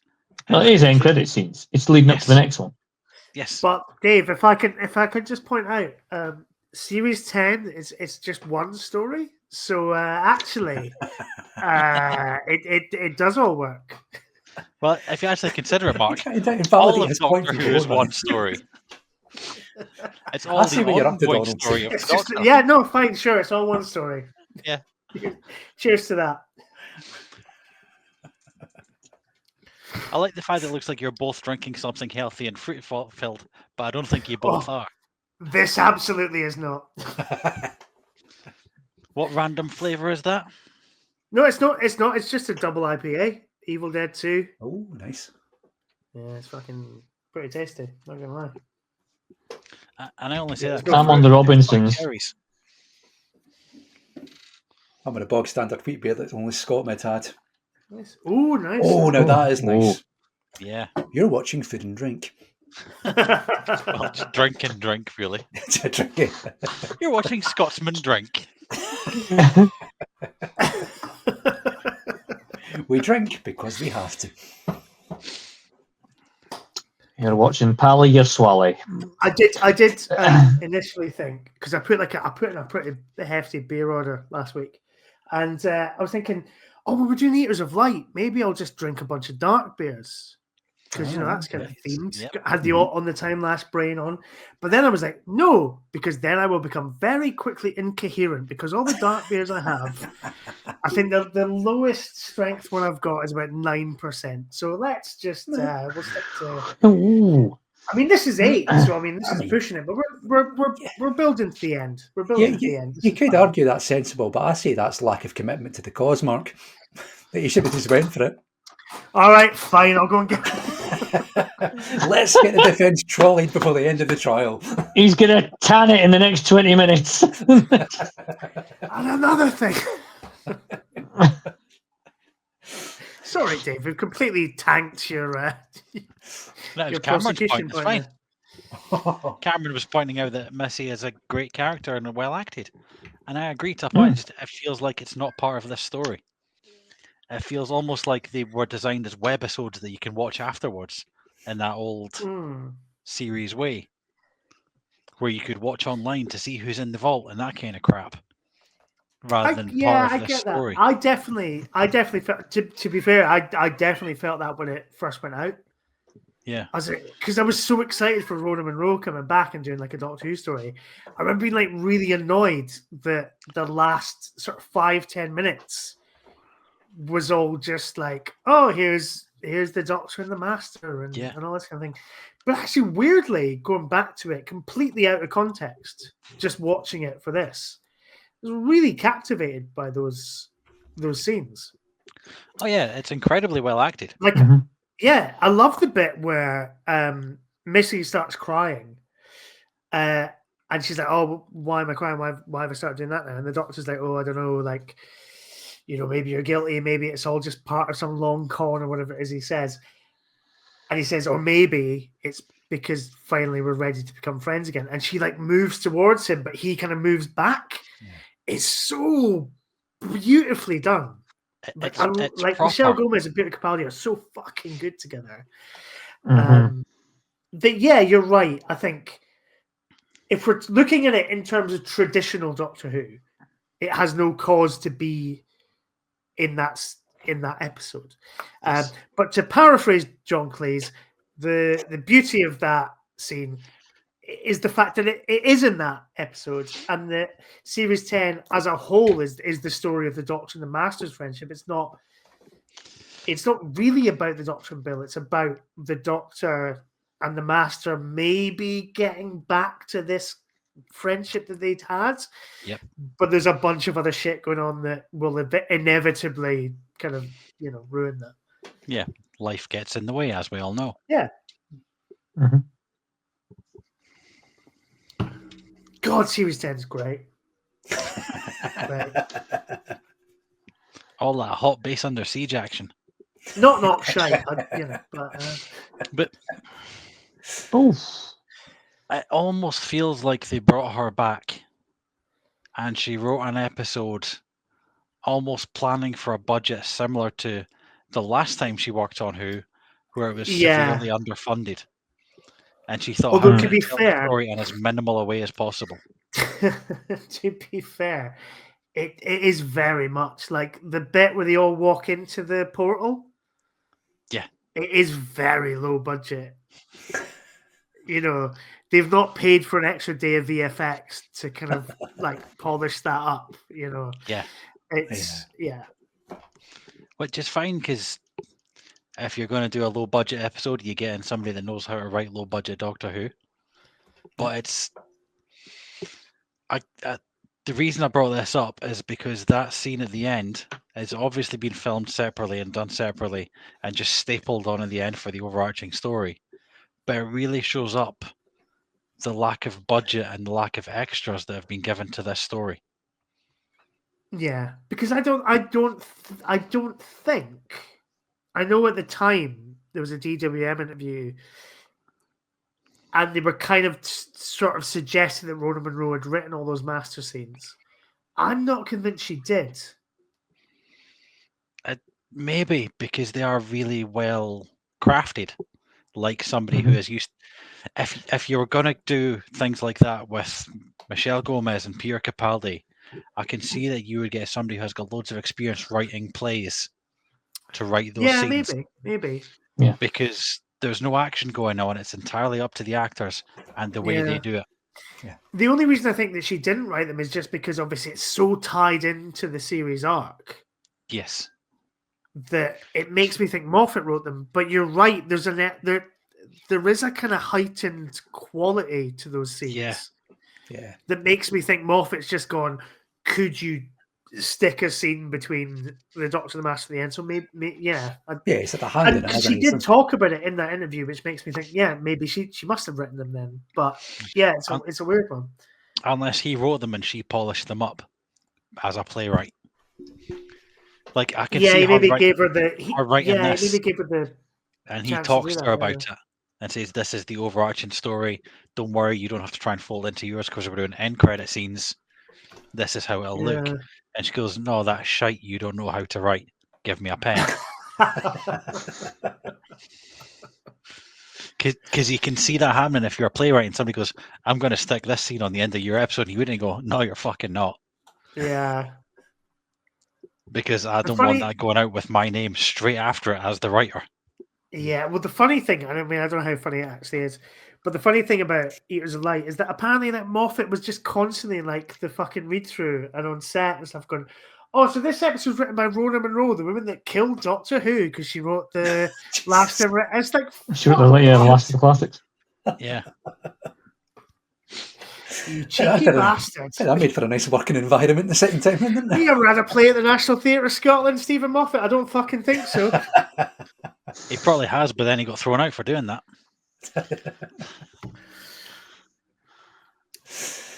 I love them both. I just want to make that clear. Despite how it sounds, you love them both. Like my mum and dad, you know. Like, I like them both, but, you know. You've always got a favourite. Yeah. To get Mark away from any sort of, family. I was going to say Lee's met my dad, so Lee, is my dad Stephen Moffat or Rona Munro? That's the question. I didn't want to reveal it until tonight, but I can officially confirm now that Mark's dad is indeed Stephen Moffat. Oh no, that's not the question you're asking, is it? No, my dad's Sir Keith Gold from Inferno. I mean, that's a very nice gag, but yeah, I'll reshare. I'll reshare on Twitter the photo that anyway, this whole thing. I have met Mark's dad, and he's a really nice guy. So there you go. I've yet to meet. He does look like Sir Keith Gold from Inferno. And I've met Lee's mum, and she is fantastic. Just because she made you some scones after the cup final when you were feeling sad. So moist. Scones. Moving on swiftly, let's get to the comments. Gareth Bowley, on the subject of Rona Munro writing these two episodes. Says it's a bit weird that both her stories features masters changing. Yeah. So, Yep. Yep. Character growth. She's good at writing that. Mm-hmm. Also in the comments, Daniel Ronsley says, I just knew Cam was going to bring up the Shooty series. It still haunts him. Yep. It's the moment I've worked out that I'm a 43-year-old man and I don't think Doctor Who's written for me anymore. But it's okay and I'm cool with that. It's fine. I've made peace. He's on the Dylan Reese bandwagon, folks. Me and Dylan are in complete agreement that the last season was. I had that moment bobbins. with the first Jodie Whittaker series. I was like, I don't think this is for me anymore, but that's fine. And then actually, I really enjoyed it. Like once I've kind of made my peace with that, I was like, actually, no, this is quite good. I've started rewatching the last series now. There's enough distance, so I'll report back. I'm waiting until on the Timelash do it in about 5 years' time. That's enough distance between. Once Ben starts in school, that's the yeah. Yeah, I think it's a weird thing when there's a new episode, and there's the excitement of the new episode and the new story, and you watch it and go, that wasn't the payoff I'm used to from a new episode. And you go, well, it's not for me anymore. But then once it's kind of settled down and it's not the new episode, it's just not a shit episode, and you rewatch it, you go, oh, actually, that was all right. That's Doctor Who. That's the experience I had watching this today. Was like, I signed on. Like when Lee was like, "Oh, do you want to come on and do Years of Light?" I was like, yeah. He said, "Do you want to prosecute?" I was like, "I'd rather defend it," because I really like Rona Munro and I really loved the book of this, but I hadn't watched the episode for ages. And I rewatched it today. I was like, God, there is a lot of really good stuff in this that I think a lot of people forgot because they're all sitting there waiting for John Sim and Mondasian Cybermen and all of that kind of thing. You're kind of just going, come on. Get to next week.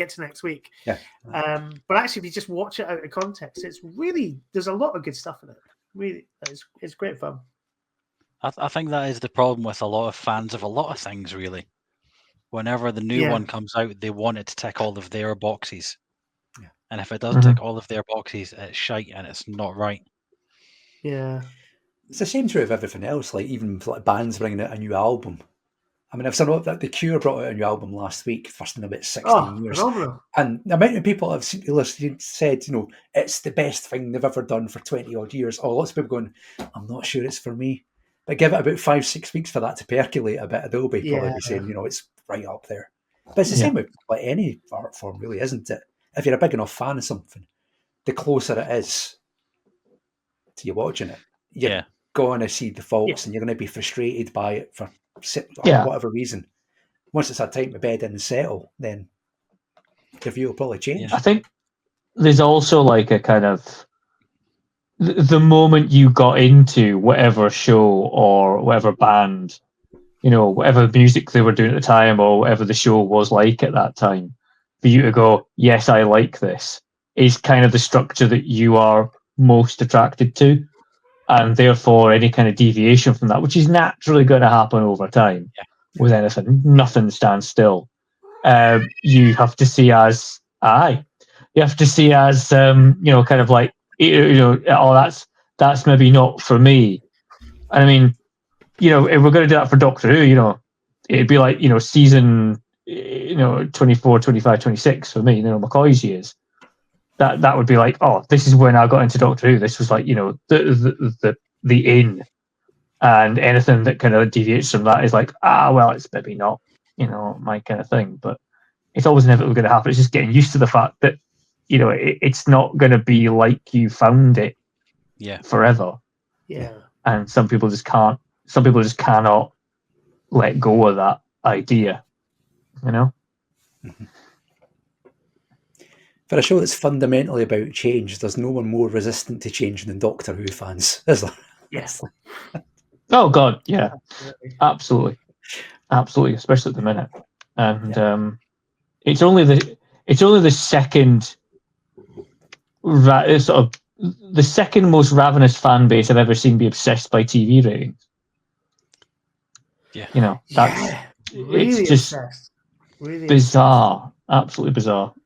It's And like I feel like all was he the like the lowest rated Doctor Who of the modern era up to that point? Was that not right? Or in terms of overnight ratings, not necessarily like all in. Most of the Capaldi series was, though. It was around about 3.5 million for each episode, apart from like the big episodes he'll end. Yeah. Because I remember all the chat. People always say, like, sorry. Carry on, Mark, carry on. Well, no, I just remember having a massive argument with my uncle on like fucking Christmas Day. I think 2018, that would have been the end of Jodie Whittaker's first series when we were waiting for the New Year special. I remember him saying, "Oh, well, the ratings are in the toilet and blah blah blah blah blah, because it's a woman and it's woke and all this stuff." I was like, the ratings for Capaldi, and I fucking love Peter Capaldi and I love that series. The ratings were terrible. Yeah, like it's not a new thing, and it's nothing to do with the fact that it's a female Doctor. Unless we forget, I think her ratings, I think apart from Eccleston, although actually maybe she overshadowed Eccleston, but got the highest ratings for like the first sort of debut of a new Doctor, because people wanted to see, what does a female Doctor Who look like? Yeah. So shove up your ass. It's also the ratings have nothing to do with the quality of the episode. Yeah. How many Well, people yes, watched it when it was on? exactly. That doesn't matter. Yeah. Yeah. At all. How many people would watch it a week after? That's a show of quality, possibly, or at least investment and involvement. Yeah. Which is why Zack Snyder films get really high ratings on the audience bit of Rotten Tomatoes, but very low ratings on the critical bit of Rotten Tomatoes. I watched the second Joker film the other night, and that's different. It's not as bad as the ratings would suggest. But that's because people saw the first Joker film, thought, I really like this, it really speaks to me because I'm a bit mental. Yeah, sure. And then they watched I fucking the hated second the first one, one, different. so I can't imagine. It's very different, which I think is why the audience gave it low ratings, because it's so different. They weren't willing to view it on its own merits. And that's the problem Doctor Who fans have. They're not willing to watch a story and go, is this any good on its own? They go, oh, it's not as good as exactly the same storyline that was basically last week, which is what we've got this time. Sure. Yeah, that's true. Well, on that depressing point, let's go back before we go to the last little roundup of comments. Daniel Ronsley says, and he must have heard her, how appropriate to have a cat meowing on a Rona Munro episode. Indeed. Oh, yes. Daniel, she's a black cat. Hey! Show me. She's off to chase a window cleaner in 10 minutes' time. Yeah, and transport them to the cheetah people. Okay, let's go into the last little points if you've got any. Mark, you got any points you want to chuck in before we go to sum things up? Have I got any points? I don't think I do, actually. I think we've kind of covered everything. I did have, actually, I've got one statement here. And I was watching it. I was like, I know what Dave's like. We all know what Dave's like. I was like, I know what Dave's like. I know what Dave wants.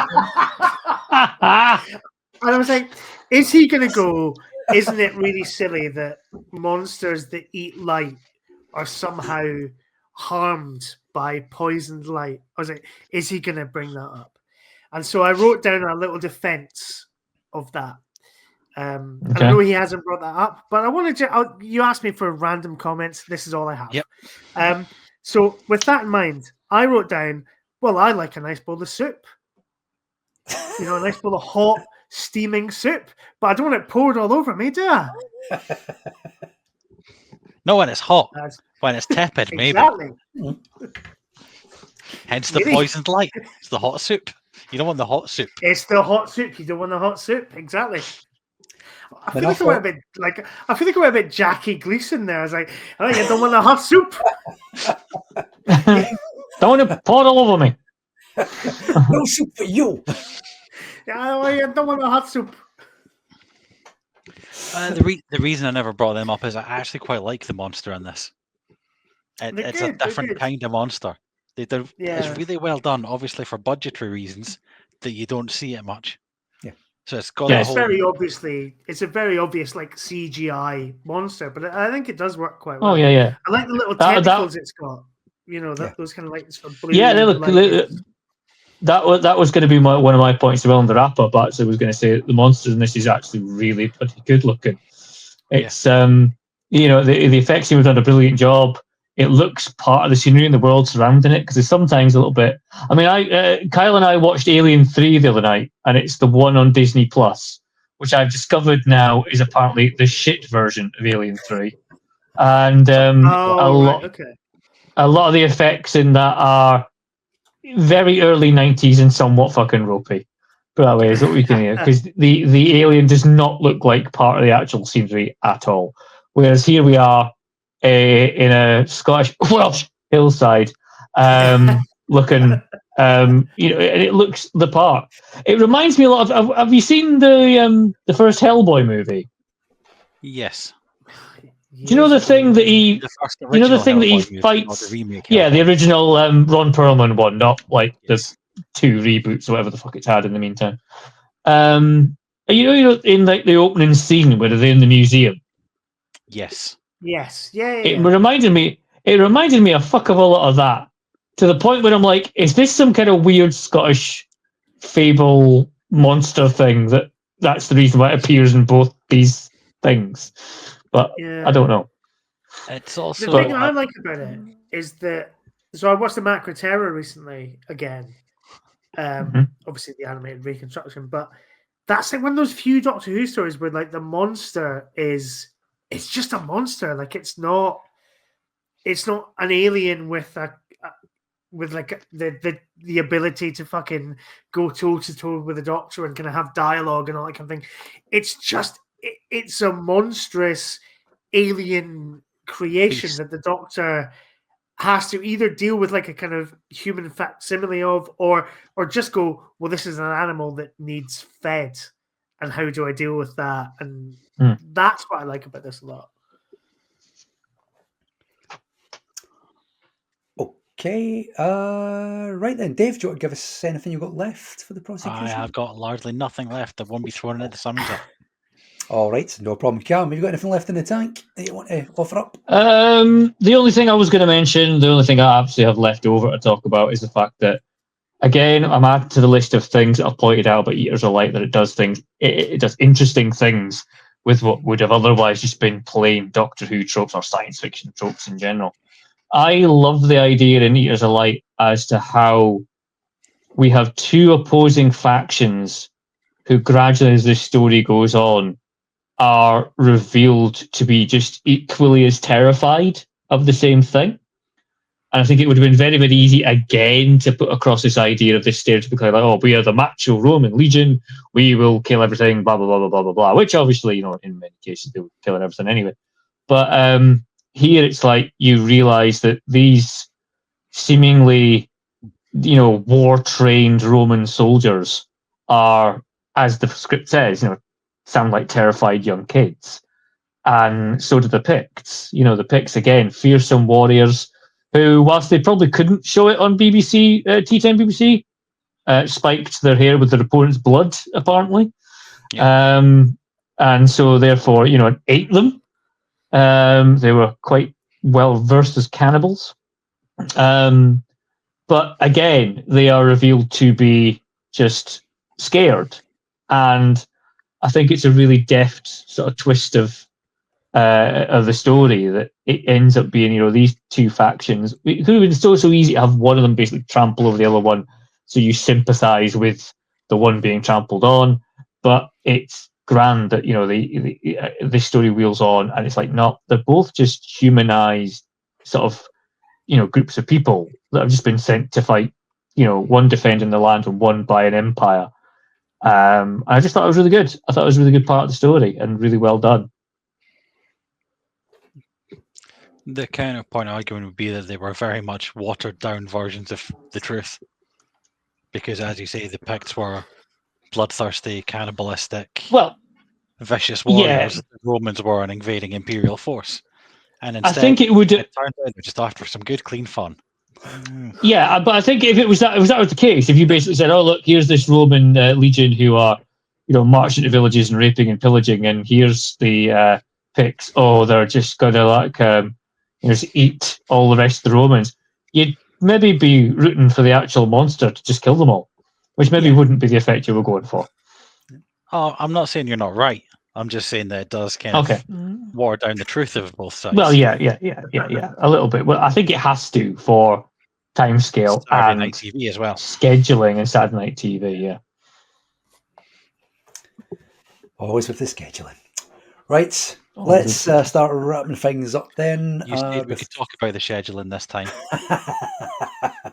Oh, yes.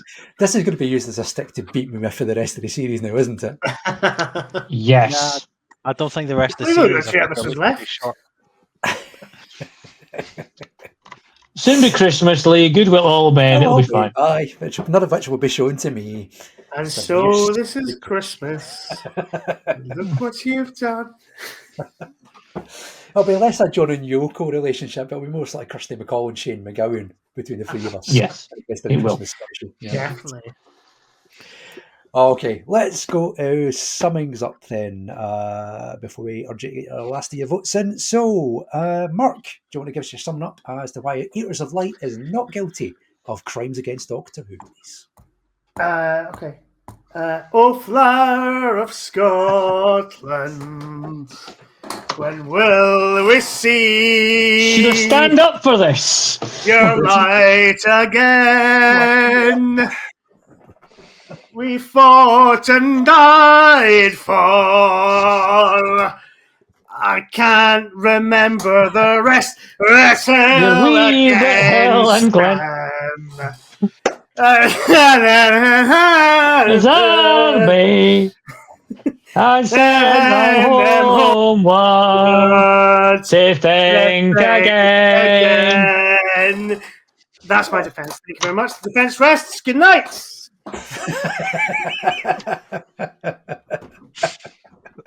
8%, you say? You just have to get your 6-pack of Tennants in the fridge. Yeah. I'm off to just, I'll just pull the decanter out from behind the laptop. Because, yes, I do store a decanter behind my laptop like I think I'm Ernest Hemingway. That is just middle-class podcaster behaviour, that is. I don't get this in the Type 40 podcast, yeah. That decanter was full at the start of this episode, you know. It was. Yep. 40%, you say? Well, I mean, after that, rousing, if somewhat potentially drunken rendition of Flower of Scotland. How dare you?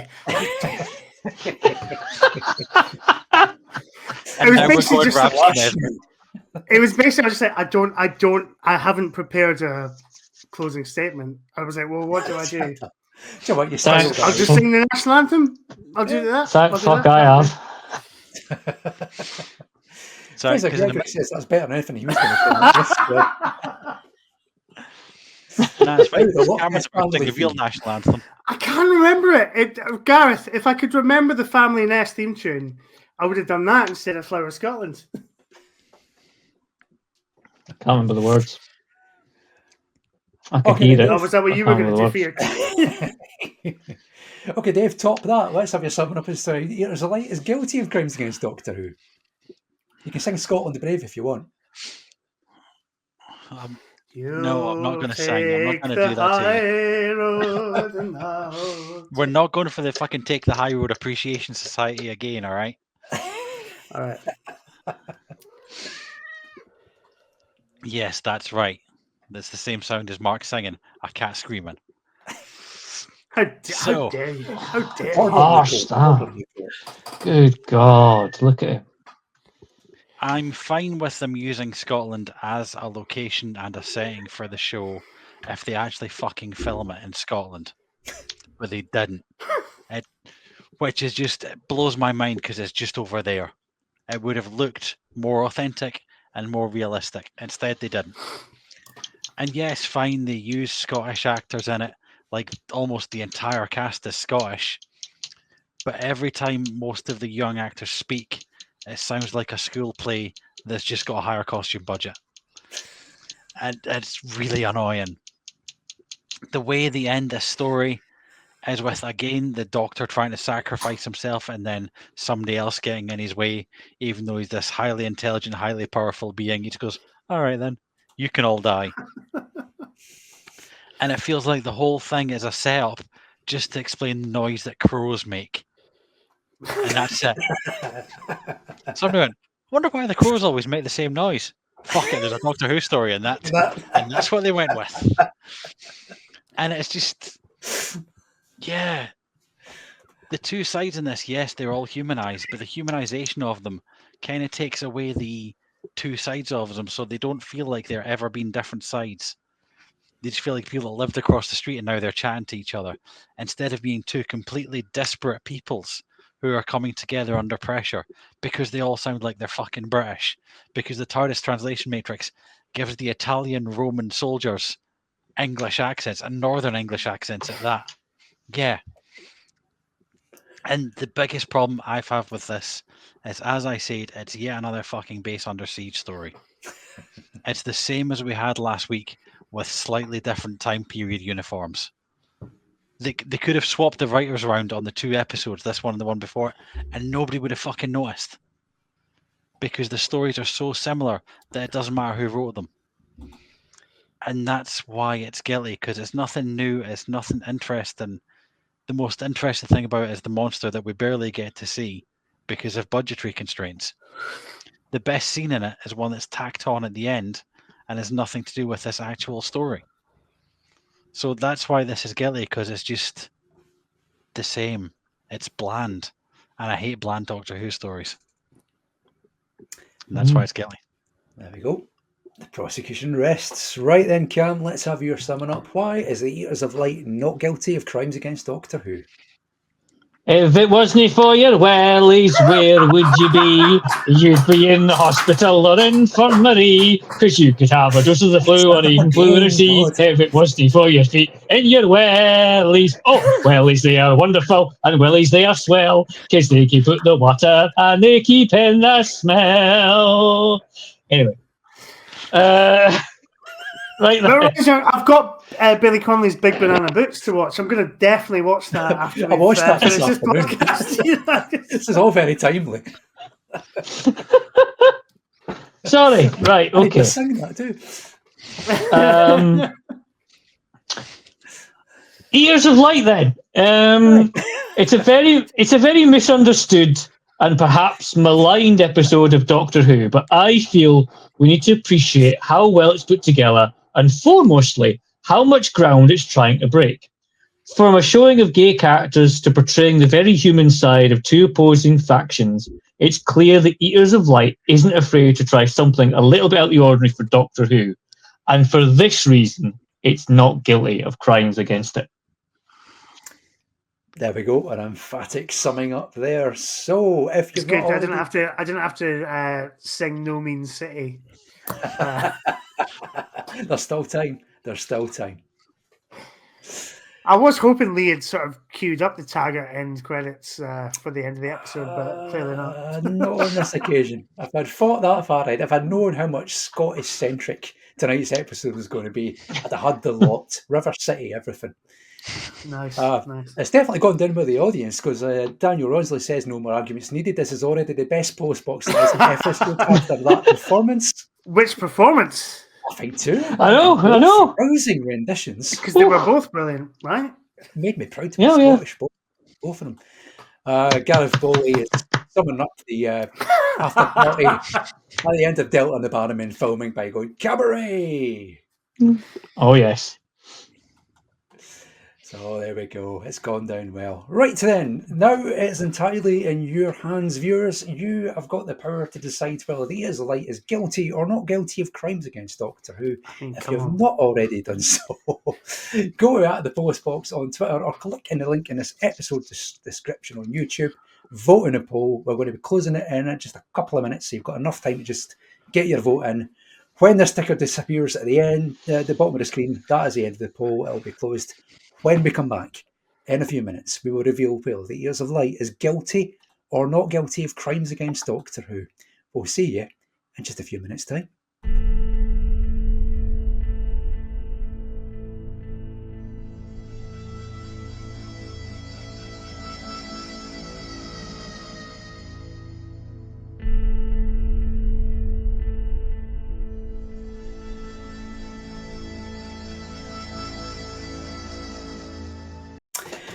And we're back. That is it. The poll has closed. The results are in. It is time to find out. Yes. Sorry, just before you deliver the results, would you permit me to just read a few words? Of course. The floor is yours, Mark. Okay. McToot blows in his bagpipes, while Elspeth and Angus watch those notes go floating across the waves. Ferocious Ness appears at once and grabs a note or two for lunch, and the whole of the family Ness is not too far behind. Spotty Ness leaps over him, turns upside down, then dives back in. And the beautiful, lovely Ness shows she's the kissing kind. Eyewitness comes up for air and takes in notes without a care. Returns with a bash and a crash and a splash to the family Ness. Thank you. Bravo. I mean, if that doesn't make you feel Scottish, nothing will. Nothing will. No, not at all. I mean, not at all. We cannot top that for emotion. So, no. I think it is time. No, not at all. To reveal the result of tonight's trial. It's underwhelming after that. Let's find out whether the Eaters of Light was guilty or not guilty of crimes against Doctor Who. Here is how you voted.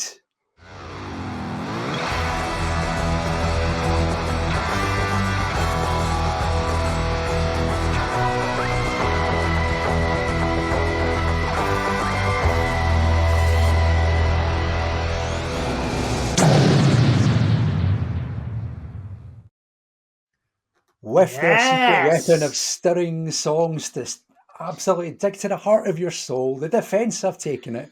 It is 65% to 35% not guilty of crimes against Doctor Who.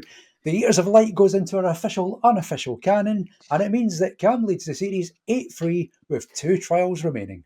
Congratulations. I think if we proved anything, it's that this week, not just the Polis Box, it's that misguided nationalism wins votes. Yep. Yeah. All right. Oh, that's Mark alienating one member of our viewing audience. Which is actually quite a low number because we usually go higher than that. You have to raise it for the next time, Mark. Come on. There's got standards to keep to. I'll try. So there we go then. That's another one in the bag for Cam and the defence team. Dave, it was very early on very much in your favour. There was a big guilty vote.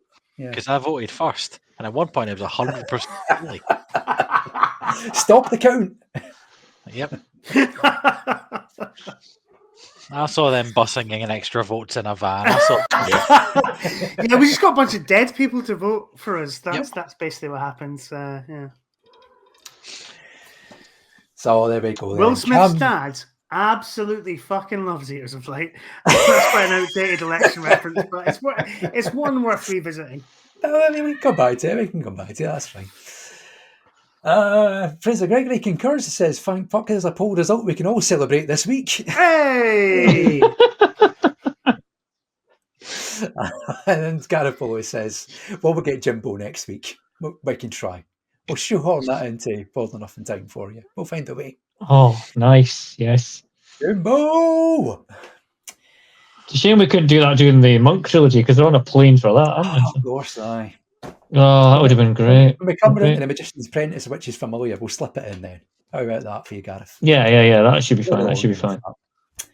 Also, it's a shame we're not doing underwater ones. You could have Sharky and George. Oh, great. Ooh, Sharky and George, the crime busters of the sea. How the fuck did that just come? I don't know. I didn't have to Google that one. That just... No. Welcome to Sharky and George clear up any mystery. Yeah. Men of a certain age. Yeah. Channel 4 on a Saturday morning. That's what that's come from. I think. Well, here's like fucking early on a Saturday morning. That show was on at like 6:30. Very early. It was that and the like, California Raisins. Yeah, exactly. The UK Gold and Doctor Who. And then over to Doctor Who and UK Gold. Oh, and then kids today, it's when you progress. It's when you progress from Channel 4 at 6:30 in the morning to Channel 4 at like midnight. Eurotrash. Yeah, exactly. Or Frontal as well. Excuse me. Frontal. Do you not remember Frontal? I do not remember Frontal. How dare you? It's essentially when they took over the entirety of like Channel 4's offices to have this kind of like magazine sort of audience studio-based show. Oh, okay. So it wasn't just a big fanny on the. No. Well, that was the name kind of implied. But there was a Italian fella who would review porn movies, and that's the guy. And there was also a segment where they decided to like test urban myths of can you get high on this? Because I distinctly remember the first episode they were there with like shredding down banana peels and smoking them. Oh yeah, that was a thing very well. It was the 90s. You could get away with these things. It was a different time. Different time. There it is. Apparently, they made 6 episodes of it.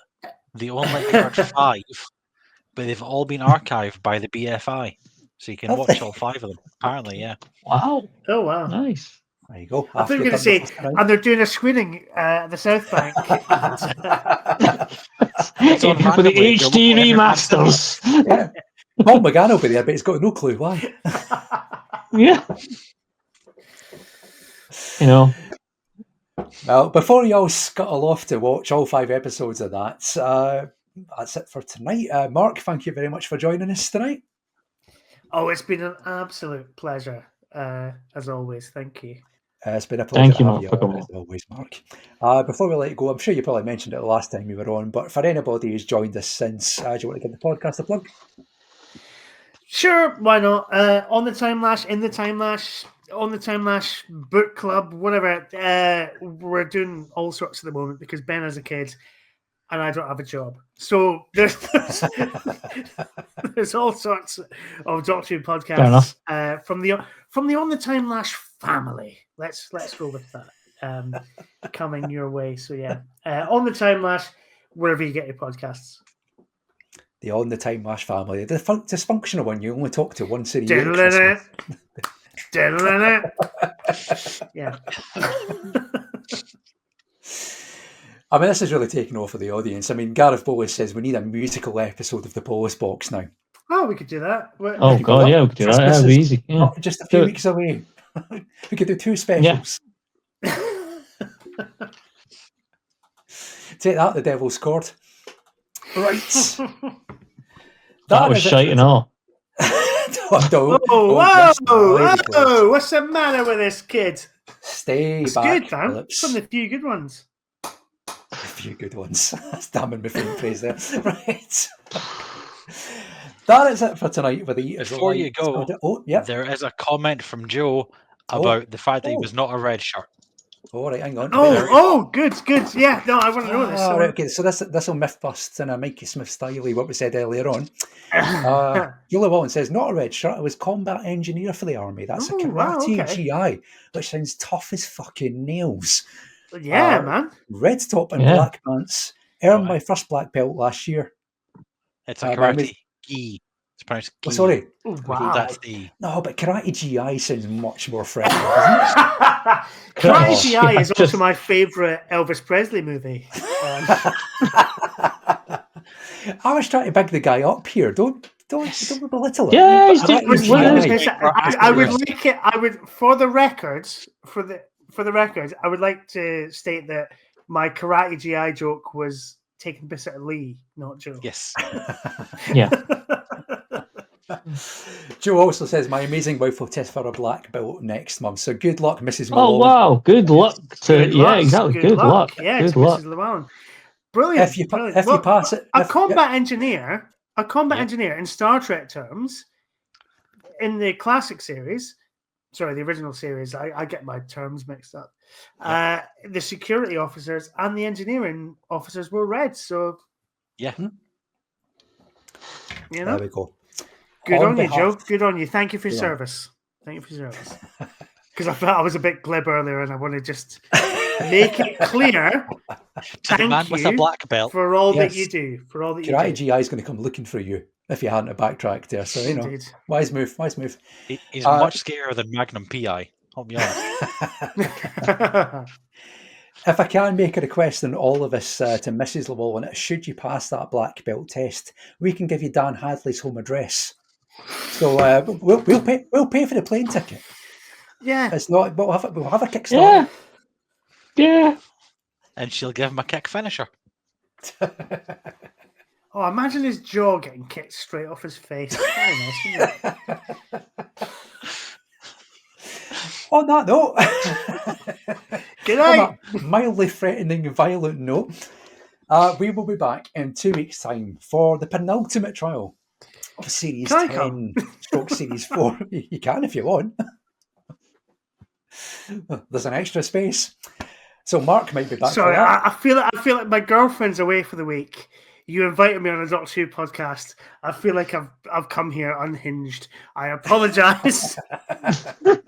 And on top of that, he's drunk on top of it. I've had a lot of fun. Unhinged and had fun. Welcome to the Polis Box.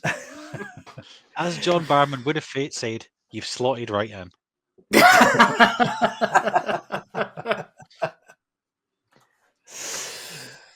On that note, we'll be back in a fortnight's time for the penultimate trial of Series 10 / Series 4 of the Polis Box. World Enough in Time and the Dr. Falls is going before the courtroom in the company of the one and only Pete Lambert and Hannah Cooper will be joining us for that one.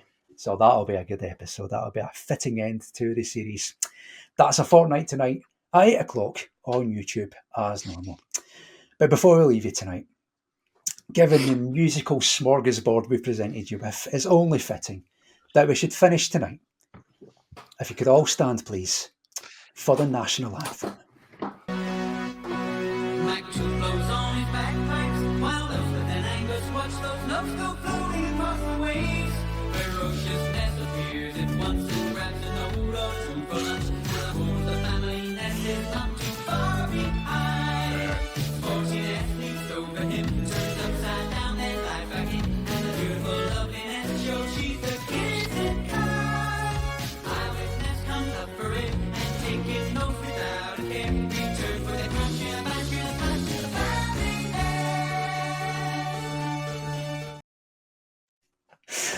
That's it for tonight. We'll see you in a fortnight for World Enough in Time and the Dr. Falls.